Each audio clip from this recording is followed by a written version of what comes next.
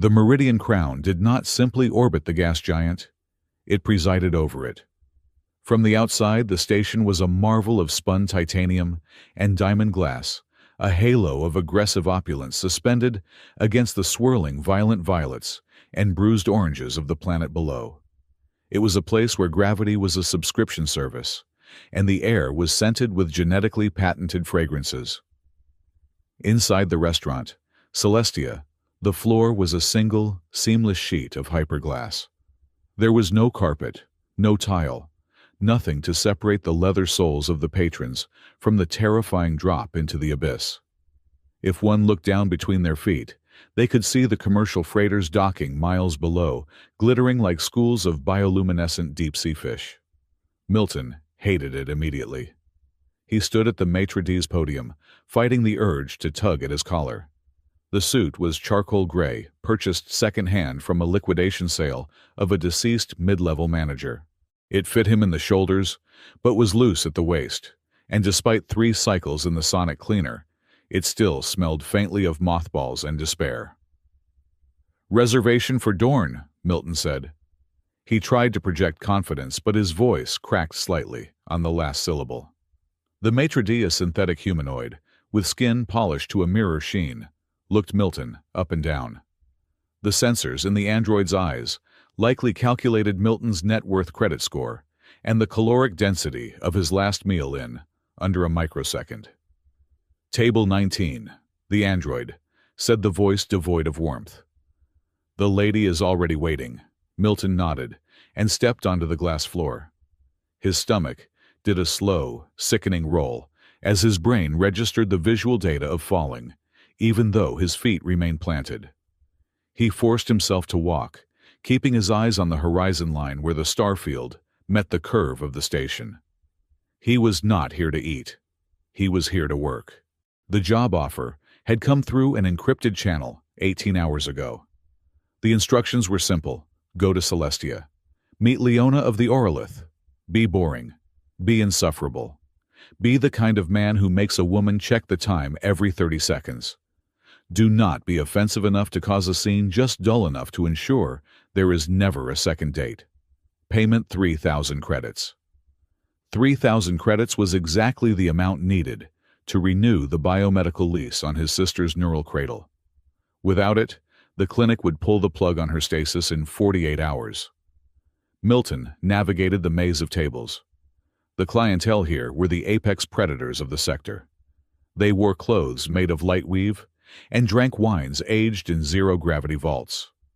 Milton felt like a grease stain on a silk sheet. He saw her. She was seated at a table near the edge of the viewing platform, framed against the colossal storm of the gas giant.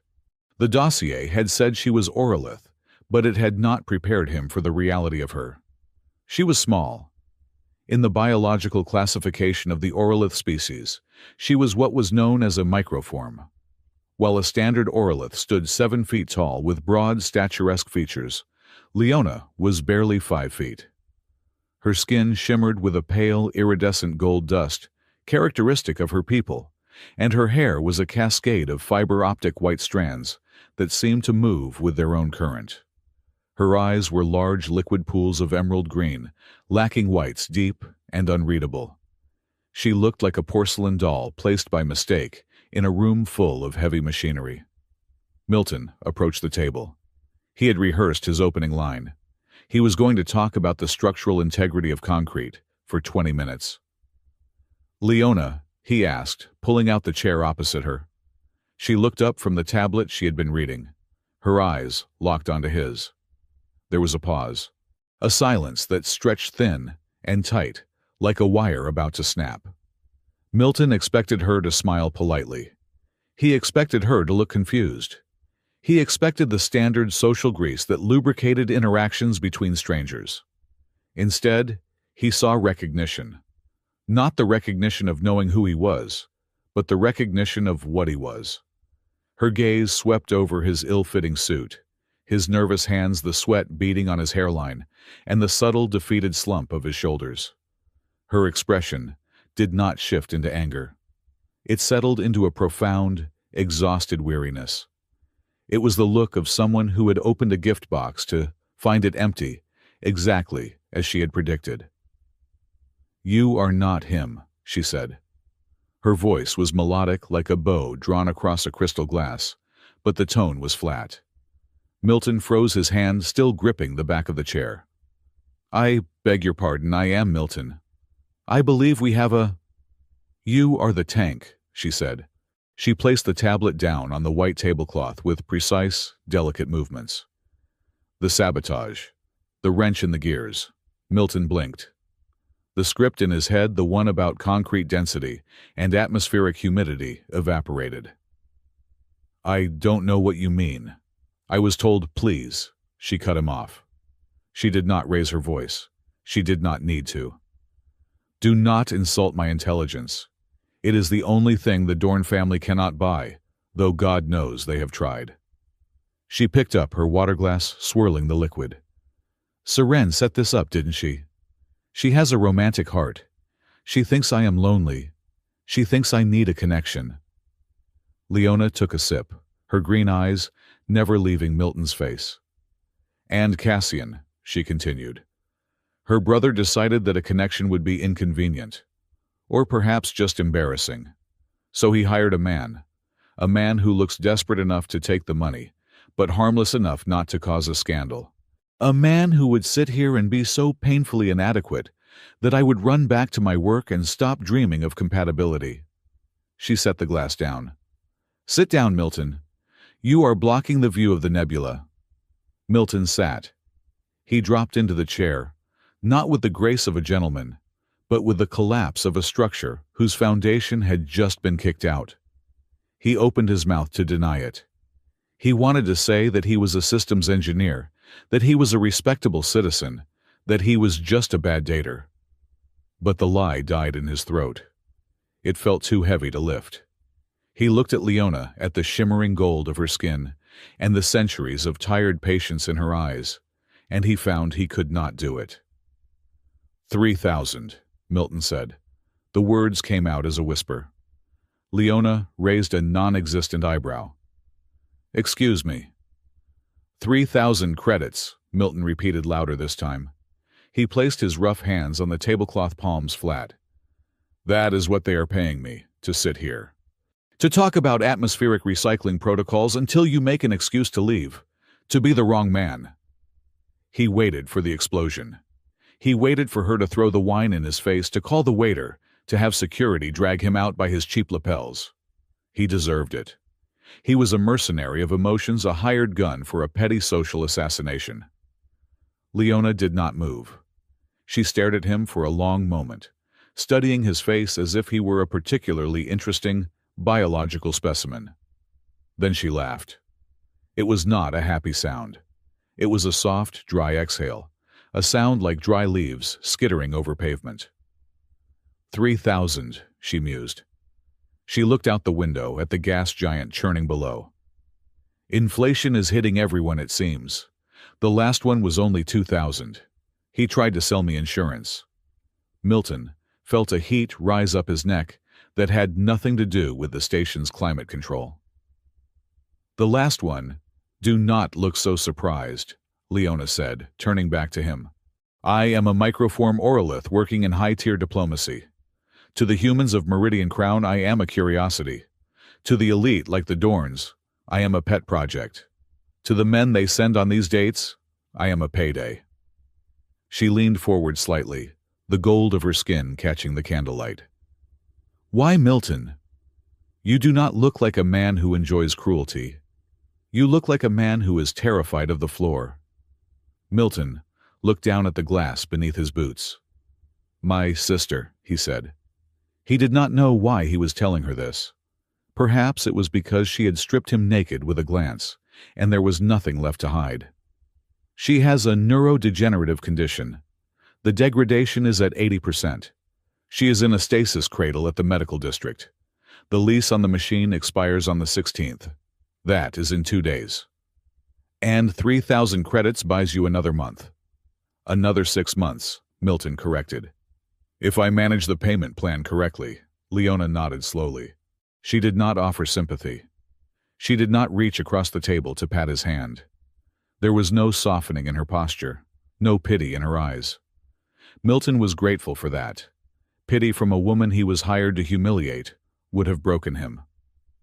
"So," Leona said briskly, "you have a choice. You can proceed with the plan. You can start talking about what it was atmospheric recycling. That sounds sufficiently tedious. I will feign a headache in 10 minutes. You will get your money. Your sister will get her cradle." "Or," Milton asked. "Or," Leona said, "you can acknowledge that while you are a desperate man, you are not a spineless one." "I think the evidence currently points to spineless," Milton muttered. "You confessed," Leona pointed out. "The others never confessed.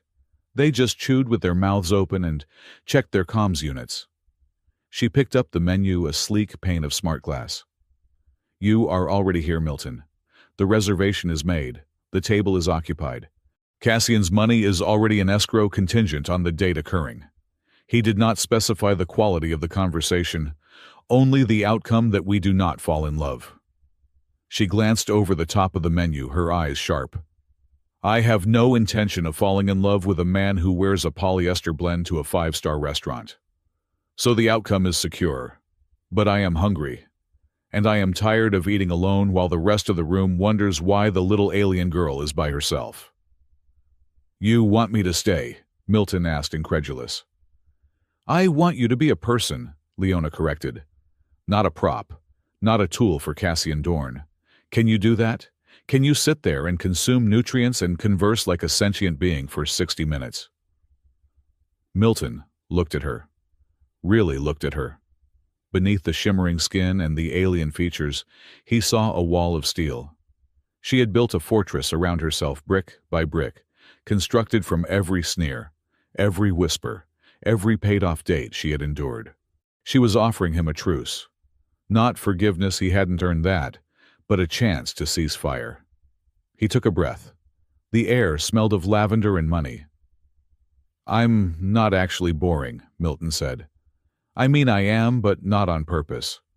I'm an ecosystem engineer. I work in the lower grids." "A sewage man," Leona translated, checking the appetizers. "I prefer guardian of the biosphere," Milton said, a small, wry smile tugging at the corner of his mouth. "But yes, if I stop working, the people on this floor stop breathing in about 12 hours. Or at least they start smelling what they actually produce." Leona lowered the menu. A flicker of genuine amusement danced in her emerald eyes. "That is a powerful leverage. Do you remind them of that? Try telling a man wearing a suit worth 10,000 credits that his existence depends on a man covered in bioslime. They don't listen. They just complain that the air conditioning hums too loudly." "I know the feeling," Leona said. "I negotiate trade disputes between species that communicate primarily through pheromones and species that communicate through interpretative dance. If I make a mistake, wars start. But the council just complains that I didn't smile enough during the photo op." "So," Milton said, picking up his own menu, "we are the janitors. I clean the pipes, you clean the politics." "Effectively," Leona agreed, "though your pipes are likely more honest." The waiter arrived, a human this time, with a sneer so practiced it must have been part of his training. He looked at Milton, then at Leona, his eyes lingering for a fraction of a second, too long on her small stature. "May I bring a booster seat for the lady?" the waiter asked. The politeness was a thin veneer over deep contempt. Milton saw Leona's hand tighten on her napkin. It was a micro-reaction, barely visible, but he saw it. Before Leona could speak, Milton closed his menu with a sharp snap. It sounded like a gunshot in the quiet hum of the restaurant. "The lady," Milton said, his voice dropping an octave, becoming the rough, grinding growl of a man who shouted over industrial turbines for a living, "does not require a booster seat. She requires the vintage ether wine, the 2012 vintage, brought immediately. And if you look at her like she is a piece of furniture again, I will go down to the environmental maintenance access panel on this floor and reverse the pressure flow in the guest restrooms." Do you understand the physics of what happens when a vacuum toilet reverses, son? The waiter went pale. The sneer vanished, replaced by the primal fear of plumbing disasters. Yes, sir. Immediately, sir. The waiter scurried away. Milton exhaled and looked back at Leona. She was staring at him. The weariness was gone, replaced by something sharp and curious. That was unnecessary, she said. I can fight my own battles. I know, Milton said, but I'm the one getting paid 3,000 credits to be here. I figure I should earn my keep by being a little bit of an asshole. Just to the right people. Leona held his gaze for a long moment. Then the corners of her lips curled up. It wasn't a polite smile. It was a real one, showing small, pearl-white teeth. The 2012 vintage is 400 credits a glass, she noted. Put it on my tab, Milton said recklessly. I'm feeling solvent tonight. The dinner did not go as Cassian Dorn had scripted. There were no awkward silences. There was no forced conversation about the weather. Instead, there was a debate about the efficiency of the station's hydroponic gardens versus traditional soil farming. Leona argued with the ferocity of an academic, her hands moving in sharp, precise gestures. Milton countered with the stubborn practicality of a man who had actually had to fix the irrigation pumps when they clogged with algae. They ate dishes that Milton couldn't pronounce, translucent strips of void fish that melted on the tongue, and vegetables that tasted like sunlight. So, Leona said as the plates were cleared. The sister. Is she the only family? The only family that counts, Milton said. Our parents were miners on an asteroid belt. They died when a compression seal failed. I was 12. She was 6. I raised her in the transit hubs. That explains the protective streak, Leona observed, and the willingness to sell your soul for 3,000 credits. It wasn't much of a soul to begin with, Milton shrugged. It's got some dents in it. We all have dents, Milton, Leona said quietly. She touched the side of her face where the Orlith skin met the cybernetic jack behind her ear. My people, we are a hive mind mostly. We share emotions, thoughts, sensations. It is called the choir. But microforms, our neural pathways are too narrow. We cannot connect to the choir. We are deaf to our own species. Isolated. Milton stopped drinking his wine. That sounds lonely. It is silent, Leona corrected. But silence allows you to hear things others miss. The humans here, they treat me like a child because I am small. My own people treat me like a ghost because I am silent. I suppose that is why I became a diplomat. I am the only one who has to use words to explain how I feel. You use them well, Milton said. Thank you, she looked at him. And you, Milton. You are not part of a hive mind, but you seem just as isolated. You walk into a room and apologize for taking up space. Habit, Milton said. When you spend your life in the maintenance shafts, you learn to be invisible. People don't like seeing the mechanics of their world. They just want the magic to work. I see you, Leona said. It was a simple sentence, 3 words. But they hit Milton harder than the gravity of the planet below. The check arrived on a silver platter. The total was astronomical. It was more than Milton made in 2 months. Leona reached for her purse. I will handle this. It is the least I can do for the entertainment. Milton's hand shot out and covered the bill. His skin was rough and scarred against the smooth silver. No, he said. Milton, Leona warned. Do not be foolish. You need the money. I do, Milton said. He pulled out his battered credit chip. I really do. But if I let you pay for this after I came here to trick you, then I am exactly what Cassian thinks I am. Just a thing to be bought. He looked at her, his eyes pleading. Let me buy you dinner, Leona. Just dinner. No strings, no jobs. Just a man buying dinner for a woman he respects. Leona withdrew her hand. She looked at him with a strange expression, a mixture of confusion and respect. You are a stubborn man, Milton.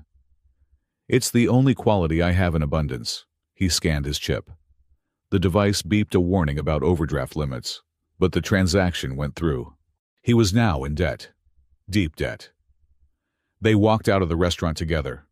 The corridor was quieter now. The artificial night cycle of the station had dimmed the lights to a soft amber. At the entrance to the transit lifts, they stopped. "Well," Milton said, shoving his hands into his pockets. "I suppose this is where I vanish back into the vents." Leona looked up at him. "What will you do about the sister?" "I'll figure it out," Milton said. His voice was steady, though his heart was hammering. "I'll take double shifts. I'll sell the rest of my kidney function. I don't know. But I won't use that money." He pulled out his communicator. He navigated to the encrypted message from the broker. "Mission status," the text read. Milton typed "Mission failed. Target incompatible. Deal terminated." He hit send. Then he blocked the number. "Goodbye, Leona," Milton said. "Thank you for not throwing the wine." "Goodbye, Milton," Leona said. She did not smile, but her eyes were warm. "And thank you for the vintage." He stepped into the lift. As the doors closed, cutting off the sight of the small golden woman standing against the backdrop of the stars, Milton felt a terrifying lightness in his chest. He was broke. He was screwed. He was arguably in the worst position of his life. But for the first time in 10 years, he felt clean. High above in the penthouse spire of the Dorn Corporation HQ, the air was cold. Cassian Dorn stood by the window. He was a man of sharp angles and expensive tailoring. He held a glass of water, staring at his reflection in the dark pane. His personal assistant, a nervous young man with a datapad, cleared his throat. "Sir," the assistant said, "we received a notification from the broker. The operative Milton canceled the contract." Cassian did not turn around. "Canceled?" "Yes, sir. He refused payment. He cited incompatibility." Cassian's grip on the glass tightened. "Did the date end early?" "No, sir. Surveillance shows they remained at the table for 2 hours and 14 minutes.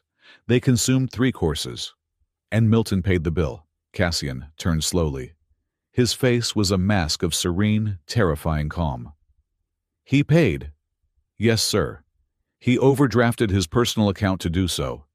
Cassian set the glass down on his mahogany desk. The sound of the glass hitting the wood was the only noise in the massive room. He had expected Milton to fail. He had expected Milton to succeed. He had expected greed, incompetence, clumsiness, or fear. He had not expected dignity. To a man like Cassian, whose power relied on the absolute certainty that every person had a price, Milton's action was not just an annoyance. It was an insult. It was a chaotic variable introduced into a perfect equation. A sewer rat had sat at his table and dared to act like a king. "He thinks he can buy his pride back with my sister's time," Cassian said softly. "Sir, it's offensive," Cassian said. He walked over to the wall screen and brought up Milton's file. The grainy ID photo of the engineer stared back, tired, rough, unassuming. "He refused 3,000 credits, Cassian mused. "That means he thinks his integrity is worth more than that. I am curious to see what the actual market value of his life is." Cassian tapped the screen, highlighting the section labeled Medical Debts. "Contact the medical board," Cassian ordered. "And get me the oversight roster for the lower grid maintenance crews. If Milton wants to be a hero, let's see how heavy a hero's burden can get." "Yes, sir," the assistant said, backing out of the room. Cassian looked back at the city lights below. "You should have taken the money, little man," he whispered to the void. "Now you're going to pay with everything else." The heat in the lower maintenance sectors of Meridian Crown was not merely a temperature. It was a physical weight pressing down on the lungs with the scent of recycled ozone and burning lubricant. Here, far beneath the crystalline floors of the Celestia restaurant, the station did not sparkle. It groaned. Milton wiped a slurry of grease and condensation from his forehead with the back of a glove that had not been clean in 6 years. He was currently wedged inside the primary ventilation shaft of Sector 4, a narrow throat of metal that fed breathable air to the residential blocks of the dock workers.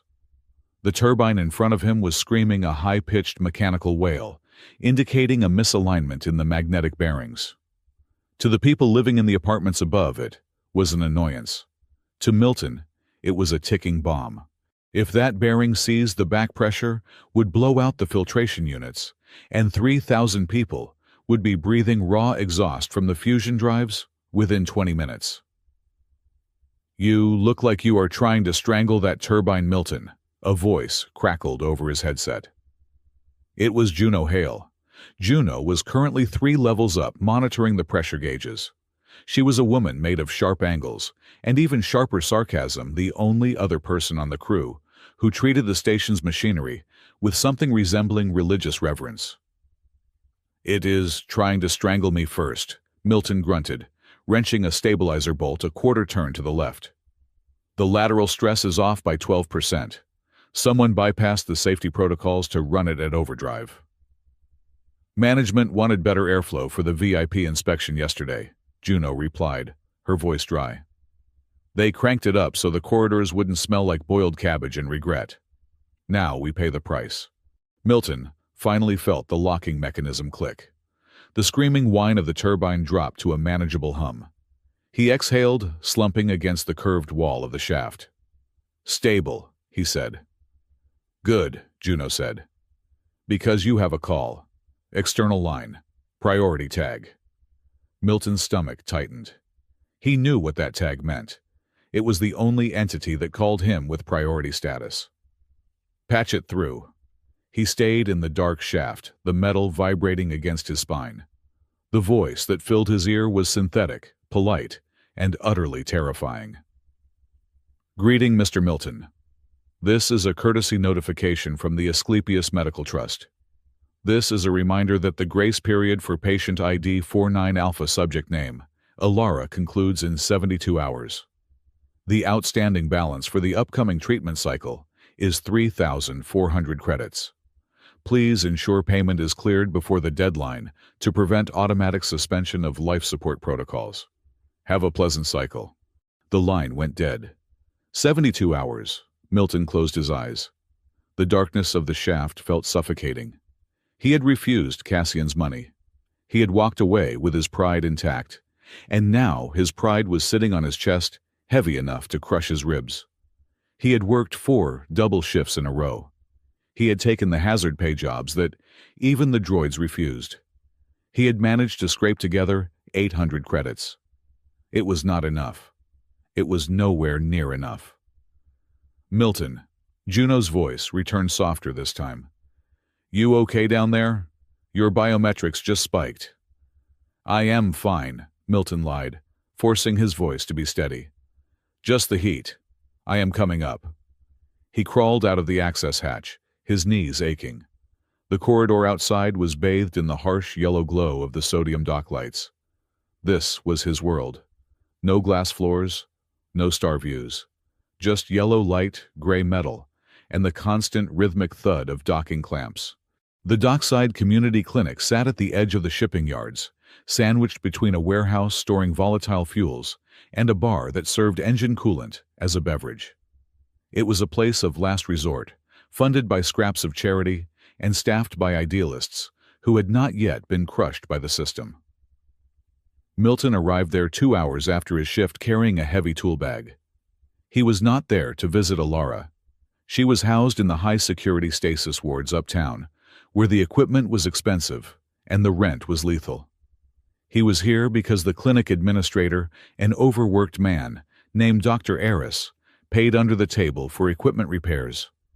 The waiting room was a chaotic sea of species. Dock workers with crushed limbs, refugees with respiratory infections from the lower atmosphere, and street kids with neon burns.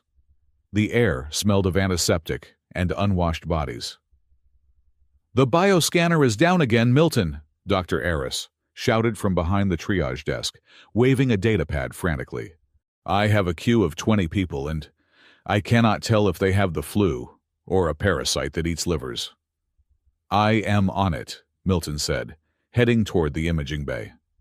He pushed through the plastic curtains into the cramped examination room. The bioscanner, a relic that looked like it belonged in a museum, was sparking intermittently. And standing next to it, calming a terrified child with 4 arms, was Leona. Milton stopped dead in his tracks. She looked different.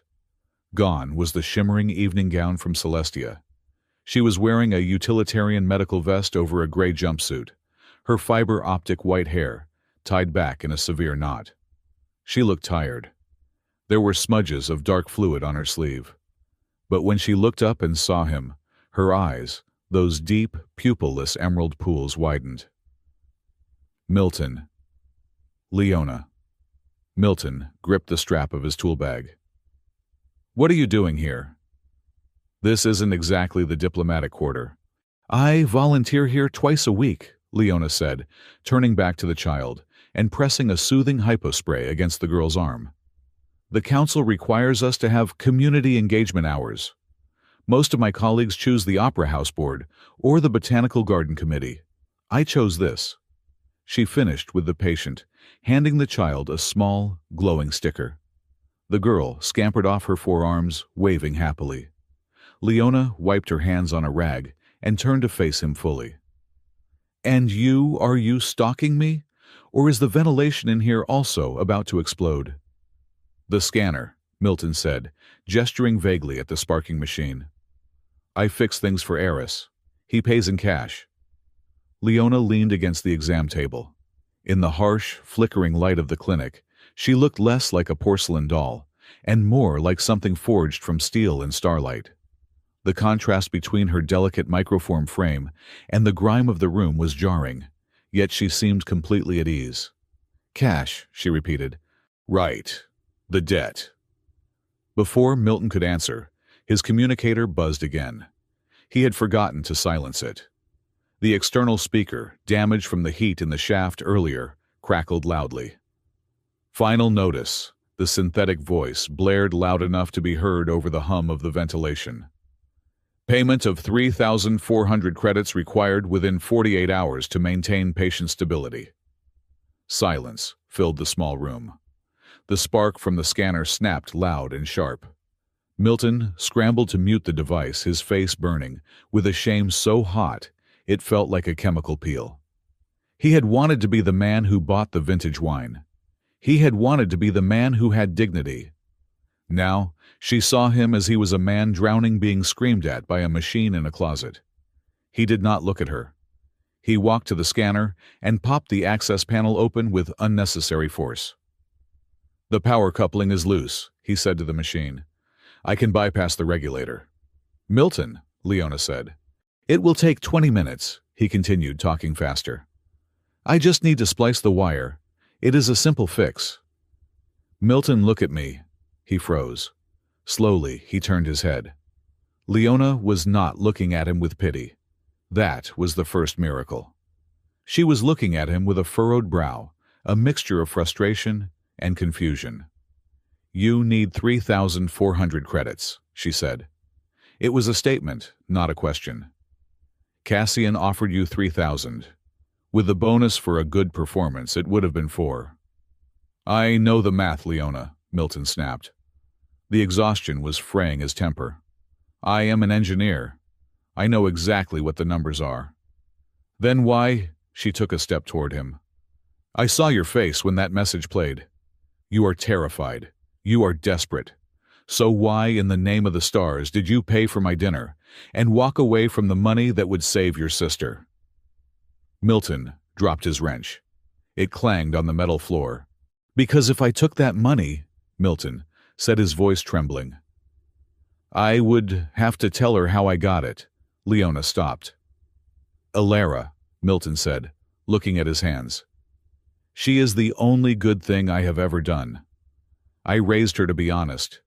I raised her to believe that people matter more than convenience.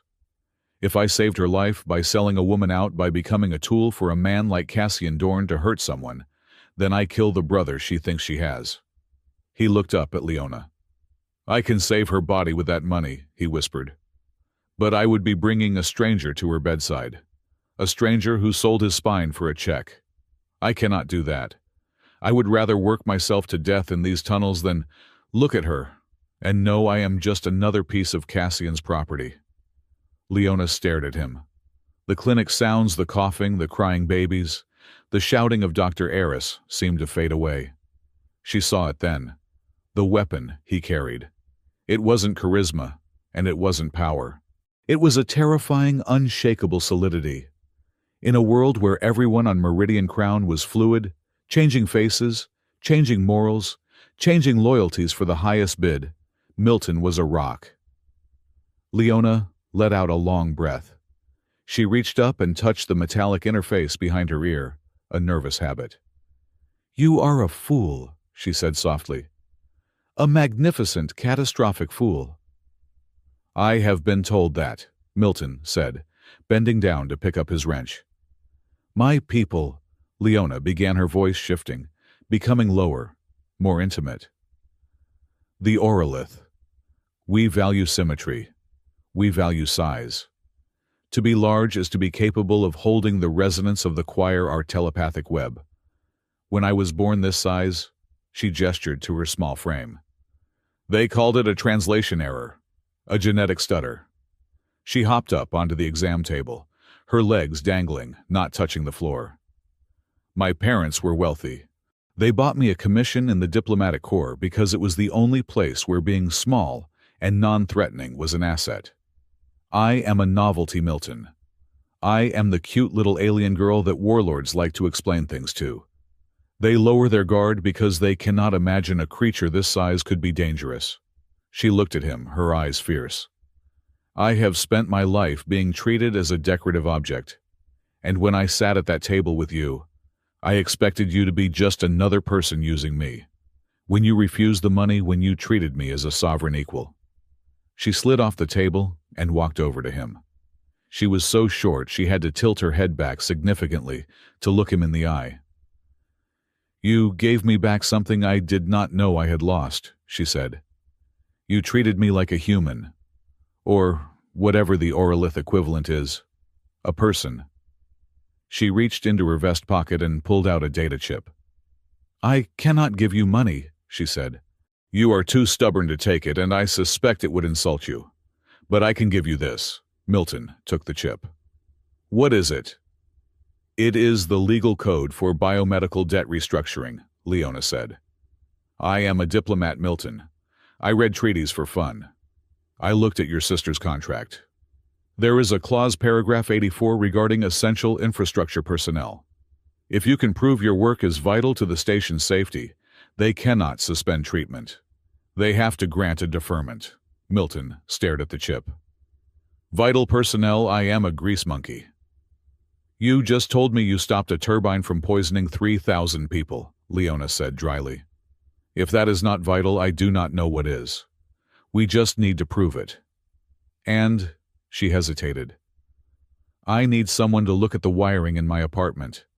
The climate control is stuck on Arctic, and the building superintendent ignores my calls." Milton smiled. It was a tired smile, but it reached his eyes. "I can fix a heater," he said. "Good," Leona said. "Then get that scanner working. We have work to do." The next 2 weeks became a blur of exhausted productivity. They fell into a rhythm that was purely pragmatic, yet infinitely more intimate than any candlelit dinner. Milton would finish his shift at the docks, smelling of ozone and fatigue, and meet Leona at the clinic or her apartment. He fixed things. He repaired the clinic's sterilization field. He rewired Leona's security grid, which he discovered had been bugged by 3 different corporate rivals. He crushed the bugs with his pliers with immense satisfaction. He calibrated her nutrient synthesizer, so it actually produced food that tasted like food. In return, Leona became his legal battering ram. She sat on his floor, surrounded by holographic projections of maritime law and medical statutes, translating the dense legalese into plain speech. "Here," she would say, pointing a slender finger at a floating paragraph. "They are trying to claim interest on the interest. That is illegal under the Meridian Charter of 2042. We can contest this." They ate takeout noodles, sitting on crates. They drank cheap caffeine stimulants. They argued. "You cannot use a hyperspanner on a delicate circuit, Milton, you brute," she would scold.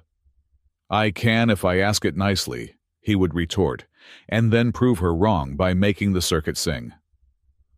Juno Hale, who had taken to lurking around the clinic to make sure Milton didn't electrocute himself, watched them with amusement. "You two are disgusting," Juno said one evening, leaning against the doorframe as Milton and Leona debated the ethics of AI rights while fixing a toaster. "It is like watching two calculators try to mate." "Go away, Juno," Milton grunted from under the table.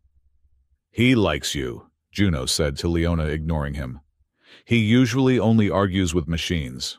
"Machines are more logical," Leona said, but she was smiling as she passed Milton a screwdriver, without him even asking for it. But the bubble of their small, defiant happiness could not hold against the pressure of the outside world forever. It started subtly, a roster change.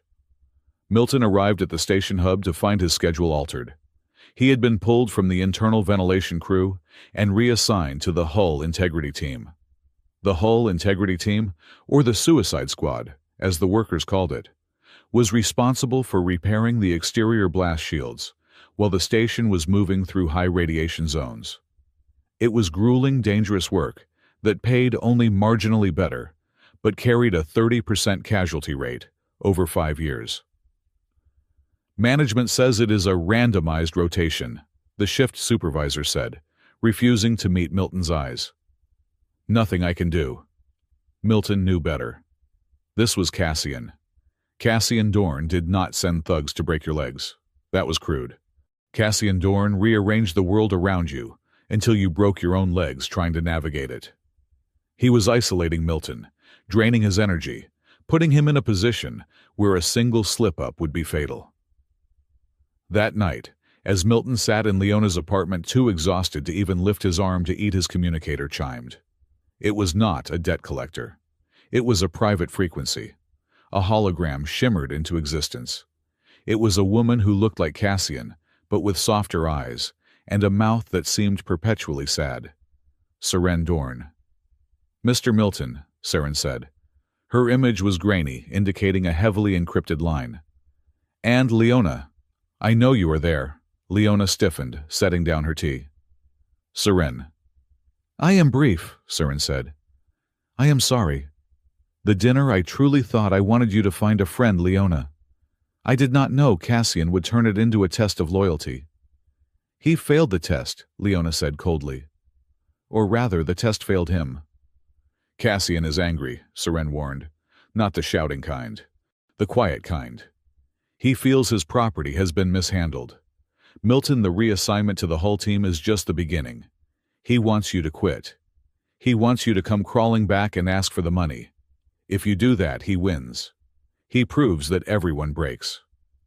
"I am not breaking," Milton said, his voice raspy from the radiation meds he had to take for the new shift. "Then be careful," Seren said. "He is looking for a legal pretext. He is digging into the archives. I cannot stop him. I am just the sister who arranges the flowers, but I can warn you. Watch the sky." The hologram faded. "She is afraid of him," Leona murmured. "She is the older sibling, technically the heir, but she is terrified of him." "We need to speed up the debt deferment," Milton said, standing up despite the ache in his bones. "If I can get the medical board to lock my status, Cassian cannot touch my sister." "I filed the papers this morning," Leona said. "But the bureaucracy is slow. We need time." They did not get time. 3 days later, Milton and Leona were at the clinic. It was late. The rain was lashing against the metal roof of the module. Milton was finishing the final calibration on the bioscanner. It was humming perfectly now, a testament to his stubborn skill. "Done," he said, wiping his hands. "It will spot a parasite at 50 meters, Leona smiled. She opened her mouth to speak, perhaps to say something about how amazing he was, or perhaps to suggest they finally go get a real dinner. The door to the clinic hissed open. It wasn't a patient. A courier drone hovered into the room. It was sleek, black, and bore the golden crest of the Meridian Council. It bypassed the reception desk and floated directly to Leona. Leona of House Orlith. The drone's voice was mechanical and loud. Priority delivery.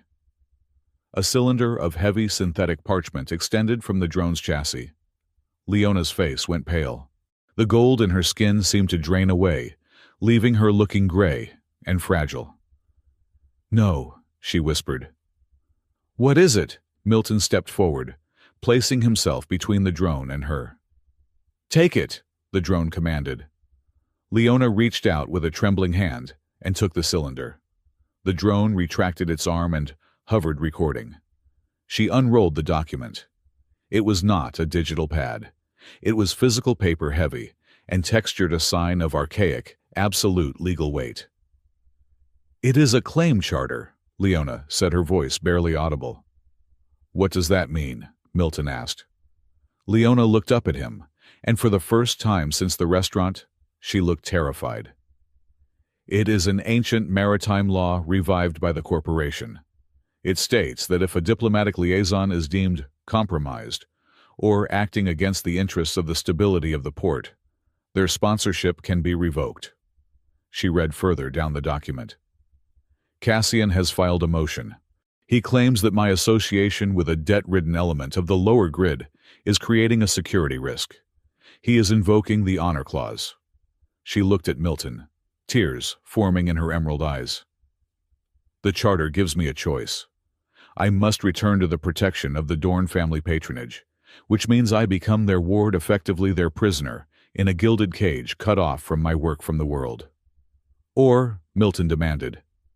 "Or what or?" Leona said, the paper shaking in her hands. "I am stripped of my diplomatic immunity. And if I am stripped of immunity, they can prosecute me for corporate espionage, for helping you read those legal files." She swallowed hard. "And they will liquidate my assets to pay for the damages, and they will add your debt to my liability." Milton felt the room spin. Cassian had not just attacked him. He had weaponized Leona's kindness. He had found a way to threaten the one thing Leona had fought for, her independence. "If I do not go back to him," Leona whispered, "he destroys us both. He unplugs your sister, and he throws me in a detention cell." Milton looked at the drone, which was still watching them with its unblinking red eye. He looked at the heavy paper in Leona's small hands. He reached out and gently took the paper from her. He rolled it up. "He wants a response," Milton asked the drone. "Immediate compliance required," the drone whirred. Milton looked at Leona. The fear was there, yes. But beneath the fear he saw the anger. The same anger that had made her sit at that glass table and demand to be treated like a person.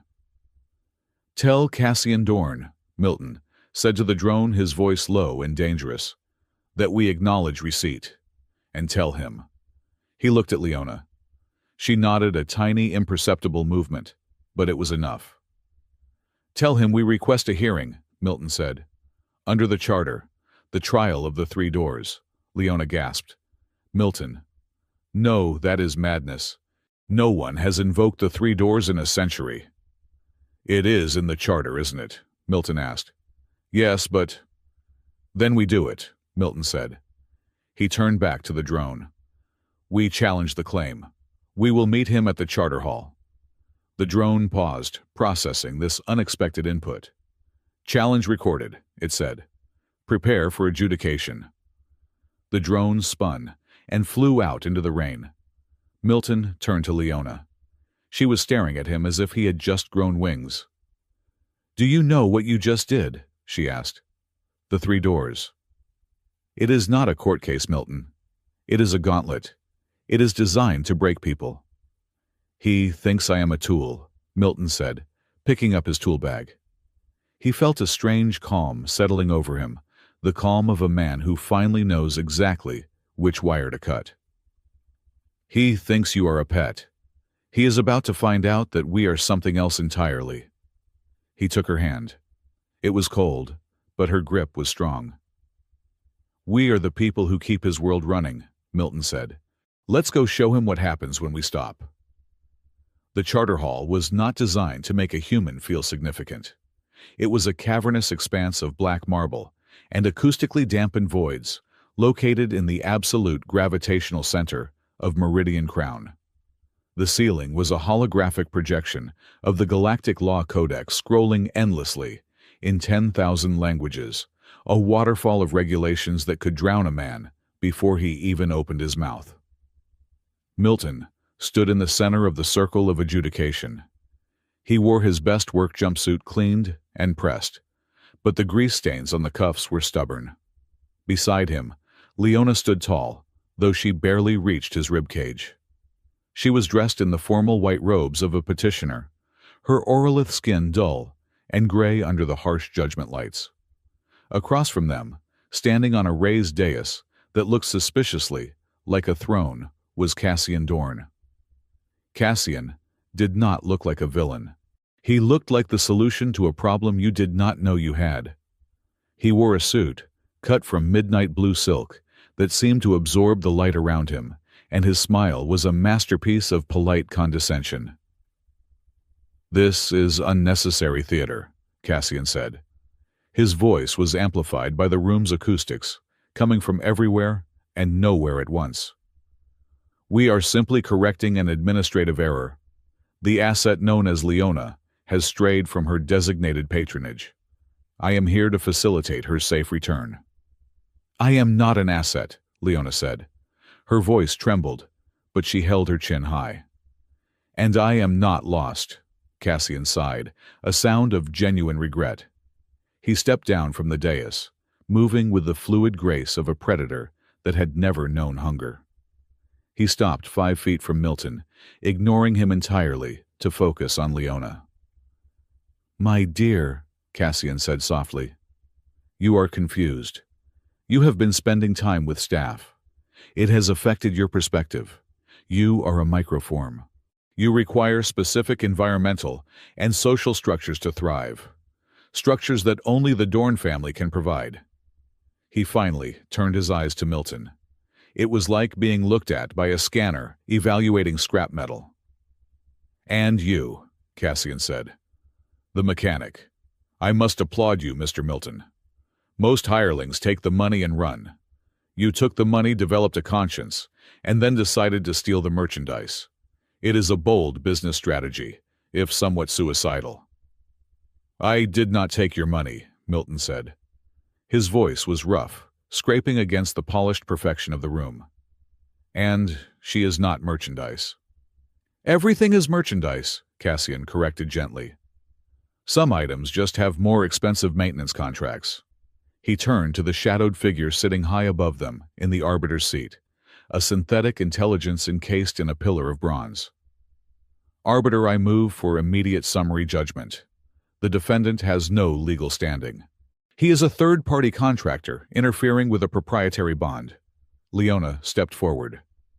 "I will go," she whispered to Cassian, low enough that the mics barely caught it. "Leave him out of this. Drop the debt leverage against him and I will sign the renewal of patronage." "I will come back." Milton grabbed her arm. It was a violation of protocol, but he did not care. "No. Milton," she hissed.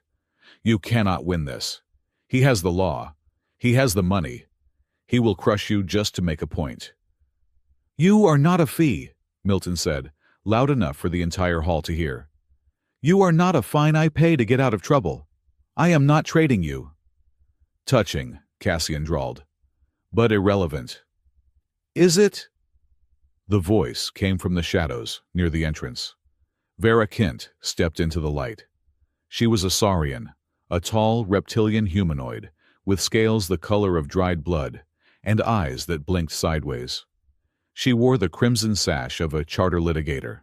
"Dr. Vera Kint," Cassian said, his smile tightening by a fraction of a millimeter. "I was not aware the lower decks could afford your hourly rate." "They cannot," Vara said, her voice a dry rasp. "But I have a pro bono quota to fill, and I despise bullies who use the charter as a bludgeon." She walked to the center of the circle, her claws clicking on the marble. Arbiter, my client invokes the trial of the three doors. A murmur ran through the few observers in the gallery. Even Cassian looked surprised. The three doors, Cassian laughed. That is a relic, a dispute resolution mechanism from the first founding of the station. It hasn't been used in 80 years. It is still active law, Vera said, tapping a claw against a holographic slate. Article 7, Section 9. In disputes regarding the ownership of sentient intent, the challenger may request a trial by ordeal. 3 challenges, 3 victories. If the challenger wins, the claim is nullified. Cassian looked at Milton. He saw a man with frayed cuffs and tired eyes.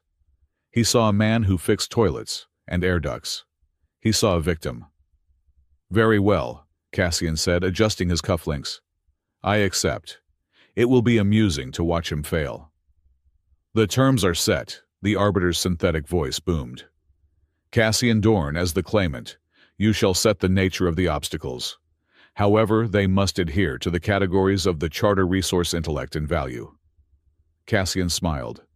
It was a smile that promised pain, without blood. For the first door, Cassian said, pacing around Milton, we shall test resource. You claim to be worthy of standing beside a diplomat. Then show me you can navigate the world of influence. He stopped and looked at Milton. Bring me a resonance shard, Leona gasped. That is impossible. Shards are contraband. They are remnants of the pre-collapse drive technology. Possession is a felony. Procurement is the challenge, Cassian said smoothly. If he cannot find one within 2 hours, he forfeits. And if he gets arrested trying well, that also solves my problem. The first door. The wrong man for the right job. 2 hours. Milton and Leona stood outside the hall. The clock on Milton's retina display was already ticking down. We should run, Leona said, pacing frantically. We can steal a shuttle.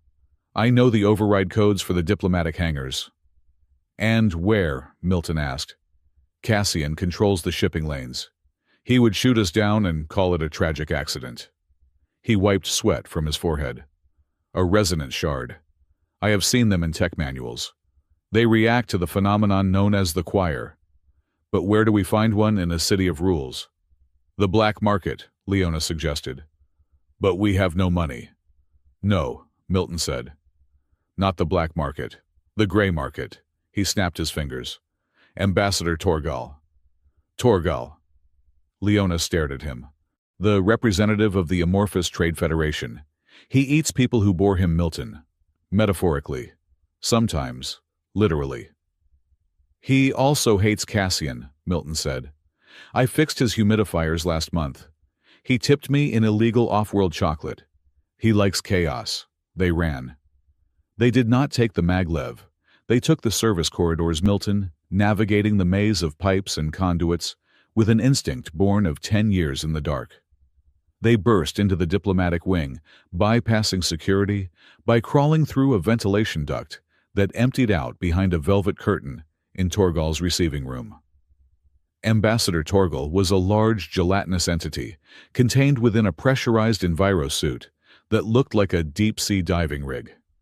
He was lounging on a divan reinforced with steel beams, watching a holographic opera.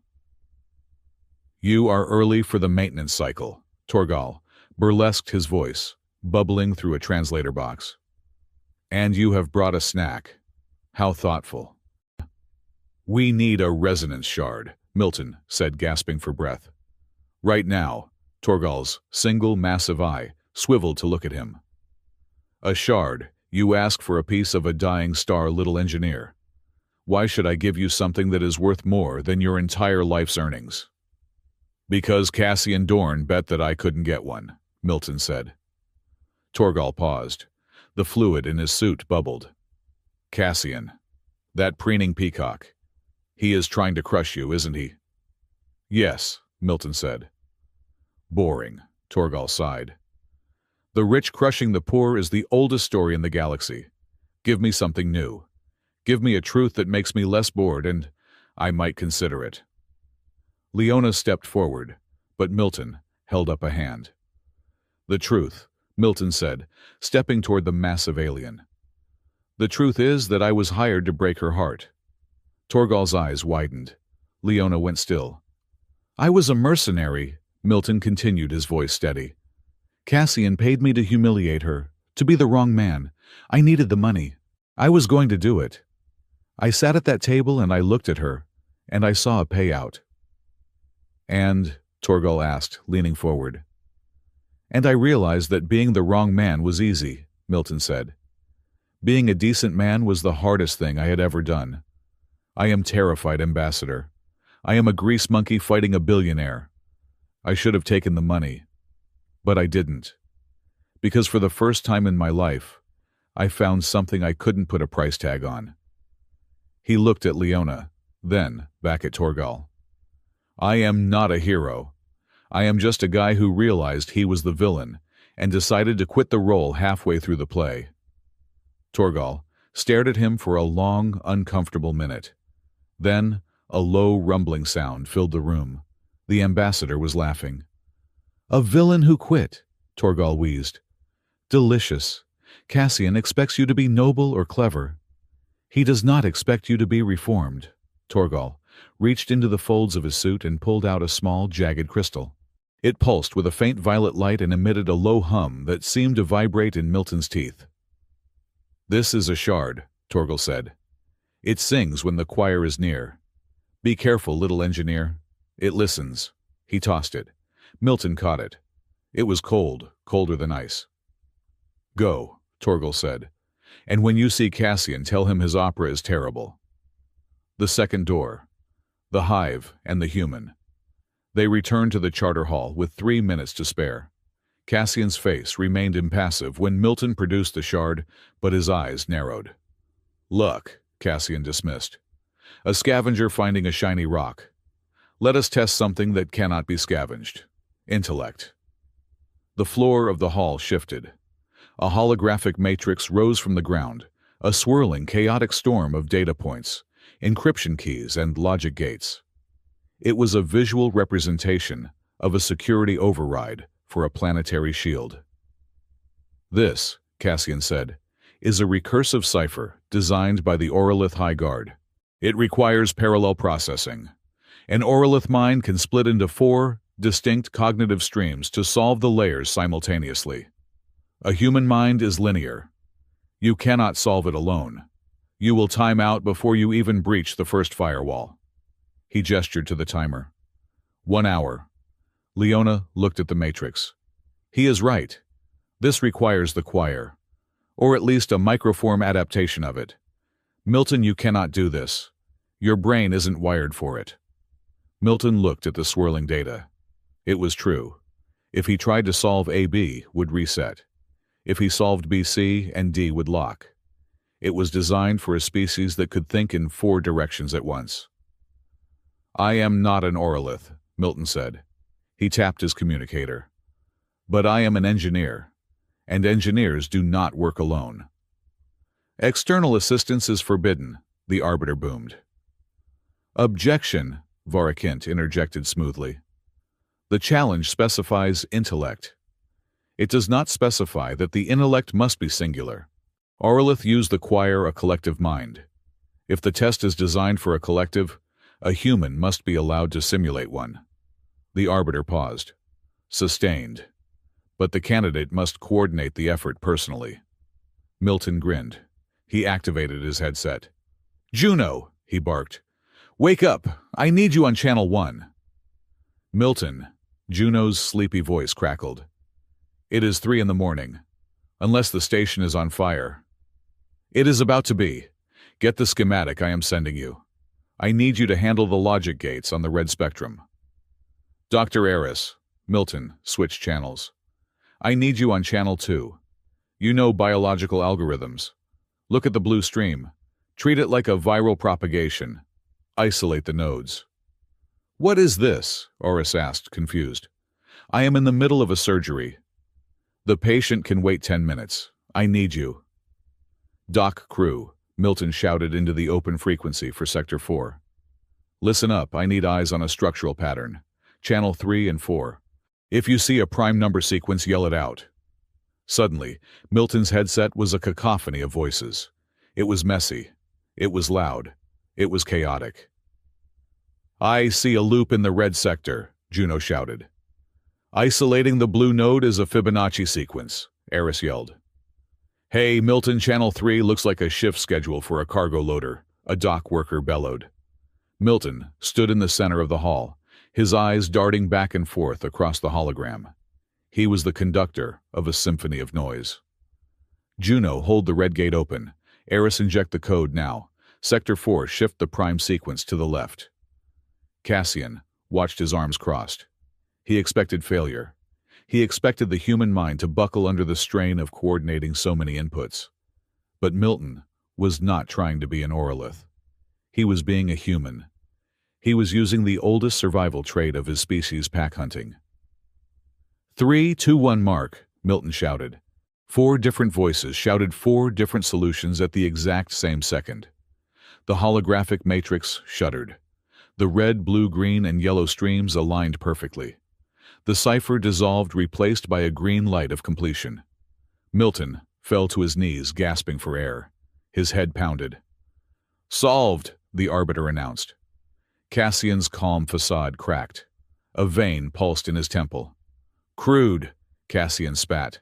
"You brute-forced an elegant puzzle with a mob." "It worked," Milton wheezed, standing up. "That is the only thing that matters in engineering." "Does it work?" The third door. "The value of nothing enough," Cassian said. His voice was no longer smooth. It was cold, hard, and dangerous. "You have scavenged. You have swarmed. Now let us see if you can sacrifice." The third door did not open. Instead, a set of scales rose from the floor. They were made of ancient gold, etched with the symbols of commerce and soul. "The third challenge is value," Cassian announced. "The Charter demands that to prove your worthiness to hold a bond, you must stake something of equal or greater value to the claim." He pointed to Leona. "I value her as a strategic asset, a diplomatic key, and a family property. Her worth is estimated at 50 million credits in potential trade revenue alone. To win you must place something on that scale that the Arbiter deems more valuable than 50 million credits." Cassian smiled, and this time it was triumphant. "You have no money, Milton. You have a debt. You have a sister in a coma. You have a toolkit. Even if you put your own life on that scale, the actuarial value of a maintenance worker is what 200,000 credits over a lifetime." He leaned in close. "You cannot win this little man. You have nothing." Leona looked at Milton. Her eyes were filled with tears. "He is right. Milton, stop. Give up. I will go with him. Do not humiliate yourself further." Milton looked at the scales. He looked at Cassian. Then he looked at Vera Kint. The lizard lawyer gave him a slow, subtle nod. Milton walked to the scale. He reached into his pocket. Cassian watched expectantly. Was he going to put the shard there? A photo of his sister Milton pulled his hand out. It was empty. He placed his open, empty hand on the scale. "I offer this," Milton said. "Nothing," Cassian laughed. "You offer air." "I offer my refusal," Milton said clearly. The room went silent. "Explain," the Arbiter commanded. Milton turned to face the bronze pillar. "Cassian argues that value is quantification, credits, assets, potential revenue. He thinks Leona is valuable because of what she can do for him.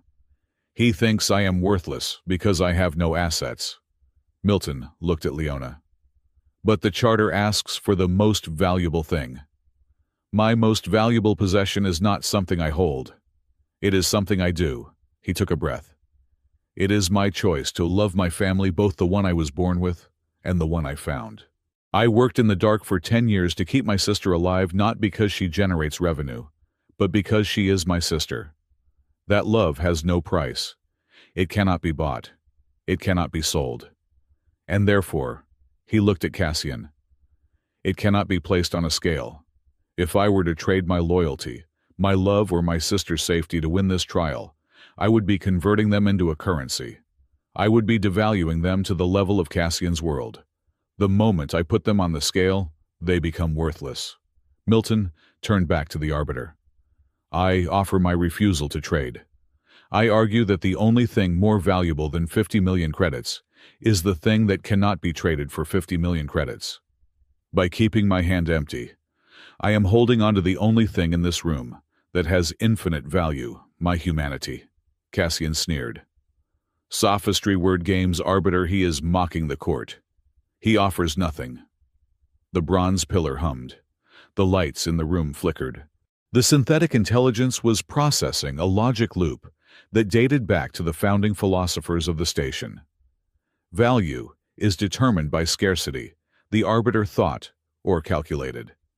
That which can be exchanged is finite. That which cannot be exchanged is infinite. The logic holds, the arbiter's voice shook the room. Cassian froze. The claimant offers finite assets, the arbiter continued. The challenger offers a non-fungible abstract concept of devotion. Under Charter Law subsection Alpha, the infinite outweighs the finite. The scale tipped. Not physically, it was balanced by gravity, but the holographic indicator above it swung violently to Milton's side. Judgment for the challenger, the arbiter declared. The claim is nullified. Leona of Orolith is free of patronage bonds. Cassian stood there frozen. His face was a mask of shock. He had not lost a battle of strength. He had not lost a battle of wits. He had lost a battle of definition. He had been beaten by a janitor who argued that love was heavier than gold. Milton lowered his hand. He felt weak. His knees were shaking. Leona ran to him. She did not care about the decorum of the court. She slammed into him, burying her face in his chest, her small frame shaking with sobs. "You idiot!" she cried. "You brilliant, absolute idiot!" Milton wrapped his arms around her. He looked over her head at Cassian. Cassian was not looking at the arbiter. He was looking at Milton. The smooth corporate mask was gone. The condescending amusement was gone. In its place was something raw, ugly, and very, very human. Hatred. Cassian's eyes were cold fire. He adjusted his cuffs, his movements stiff and jerky. "You think you have won," Cassian said. His voice was low, devoid of amplification, but it carried across the silence. "You won a game, Milton. You won a debate in a dusty hall." He turned to leave his entourage, scrambling to keep up. At the door, he paused. "But you still have to live on my station. You still have to breathe my air. And accidents happen in the lower grids every day." He walked out. Milton held Leona tighter. He knew it wasn't over. In fact, he knew with a terrifying certainty that the real war had just begun. "We need to go," Varakint said, closing her holographic files. "Cassian is a man who follows the rules only until they stop working for him. Now that the law has failed him, he will turn to physics." "Physics?" Leona asked, wiping her eyes. "Yes," Vera said grimly. "The physics of fire pressure and unfortunate structural failures." Milton looked at the resonance shard still clutched in his hand. It was vibrating again, warmer this time. And for a second, just a second, he thought he heard something in the back of his mind. Not a voice, not a thought. A note. A single clear note of a song that was waiting to be sung. "Let's go," Milton said. "We have work to do." The victory in the Charter Hall tasted like ash before Milton even left the building. The legal win was absolute. The arbiter had ruled in their favor, the debt transfer was nullified, and Leona was technically a free agent. But as they stepped out of the black marble sanctuary of the law and back into the humming neon-lit reality of Meridian Crown, the true nature of Cassian Dorn's war became immediately apparent. It started with a cup of coffee. Milton stopped at a kiosk in the transit hub, his hands still shaking slightly from the adrenaline of the trial. He tapped his wrist link against the payment pad for a double-shot stimulant. The pad flashed a harsh, angry crimson. "Transaction," Denied. That is odd, Milton muttered, tapping it again. Account frozen. Pending investigation for industrial sabotage. Sabotage. Milton stared at the screen. Beside him, Leona checked her own datapad. Her face, usually a mask of diplomatic composure, crumpled slightly. My diplomatic credentials, she said, her voice tight. They have been suspended. The council has placed me under administrative review due to concerns regarding mental stability and association with criminal elements. I am the criminal element, I assume, Milton asked dryly. We both are, Leona said. She pointed to a large public news screen, hovering above the crowd. On the screen, a news anchor with perfectly sculpted hair was speaking in a grave tone. Behind him was a grainy edited video of Milton working on a ventilation shaft, the footage manipulated to make it look like he was severing cables, rather than fixing them. Reports coming in of a rogue engineer cell operating within the lower grid, the anchor said. Sources close to the Dorn Corporation suggest these radical elements are responsible for the recent fluctuations in the life support grid. Citizens are advised to report any suspicious maintenance activity immediately. People in the transit hub were starting to look at them, not with the indifference of commuters, but with the suspicious, side-eyed glares of people who had been told to be afraid. He is erasing us, Milton said, pulling up his hood. He cannot own us, so he is making sure we cannot exist. We need to get to the lower levels, Leona whispered. My apartment is compromised. Your dorm is likely being watched. The clinic, Milton said. Dr. Eris owes me for the scanner, and he hates the news. They did not make it to the clinic. They were moving through the Sector 4 residential zone, a cramped, claustrophobic warren of metal housing units, stacked like shipping containers, when the world tilted. It began with a deep, subsonic thump, like a giant heart missing a beat. Then came the hiss, the terrifying, unmistakable shriek of a high-pressure seal failing. An alarm, blared raw and mechanical. Warning. Atmospheric breach in Block 7. Fire suppression failure. Block 7 was 50 meters ahead of them. It was a housing unit for transient dock workers, families, children, the elderly, who could not afford the gravity tax of the upper levels.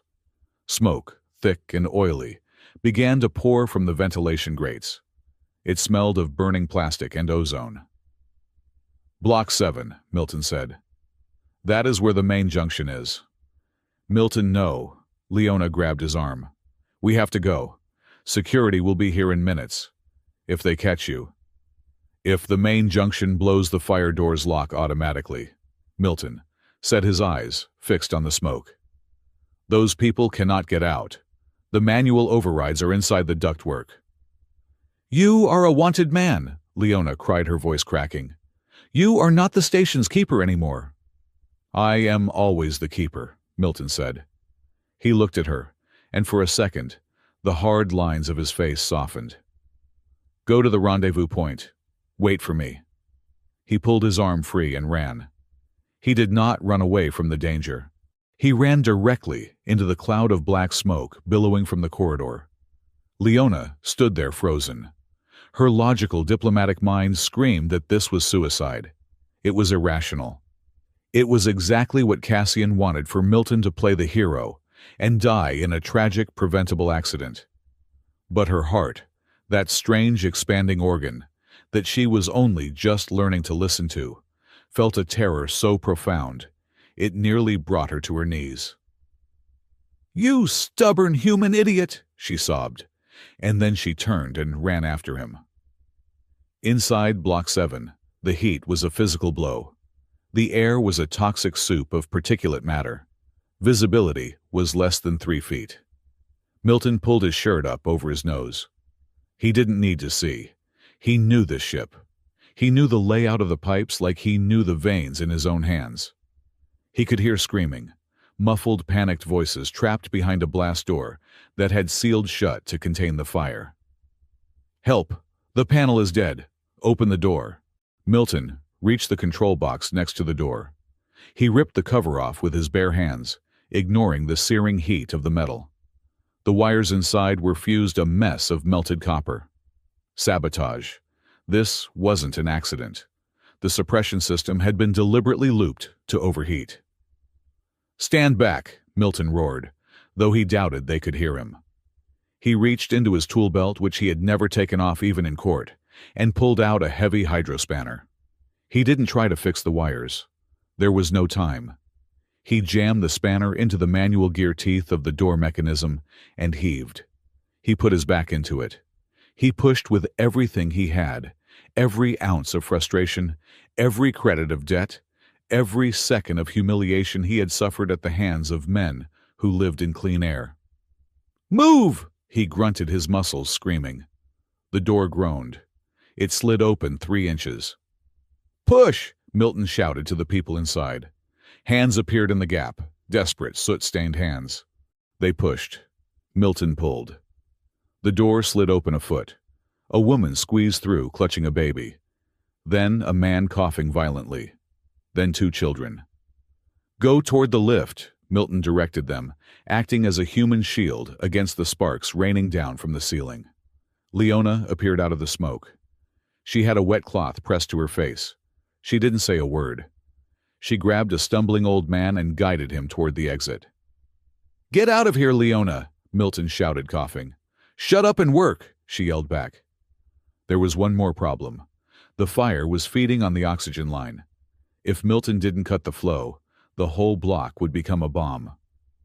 "I have to reach the valve," Milton said, looking up at the ceiling hatch. "It is too hot!" Leona screamed. Milton didn't listen. He scrambled up a maintenance ladder, disappearing into the ceiling crawl space. For Leona, the next 2 minutes were an eternity. She stood in the corridor, her eyes stinging, listening to the roar of the fire and the clanking of metal above her. She imagined him burning. She imagined him suffocating. She imagined the silence that would follow. Then a loud clang. The hiss of the gas stopped. The roar of the fire died down, starved of its fuel. A moment later, Milton dropped from the hatch. He hit the floor hard, rolling to absorb the impact. His jumpsuit was scorched. His eyebrows were singed off. His skin was smeared with soot and blood.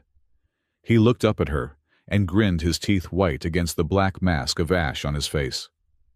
"Fixed it," he wheezed. Leona didn't smile.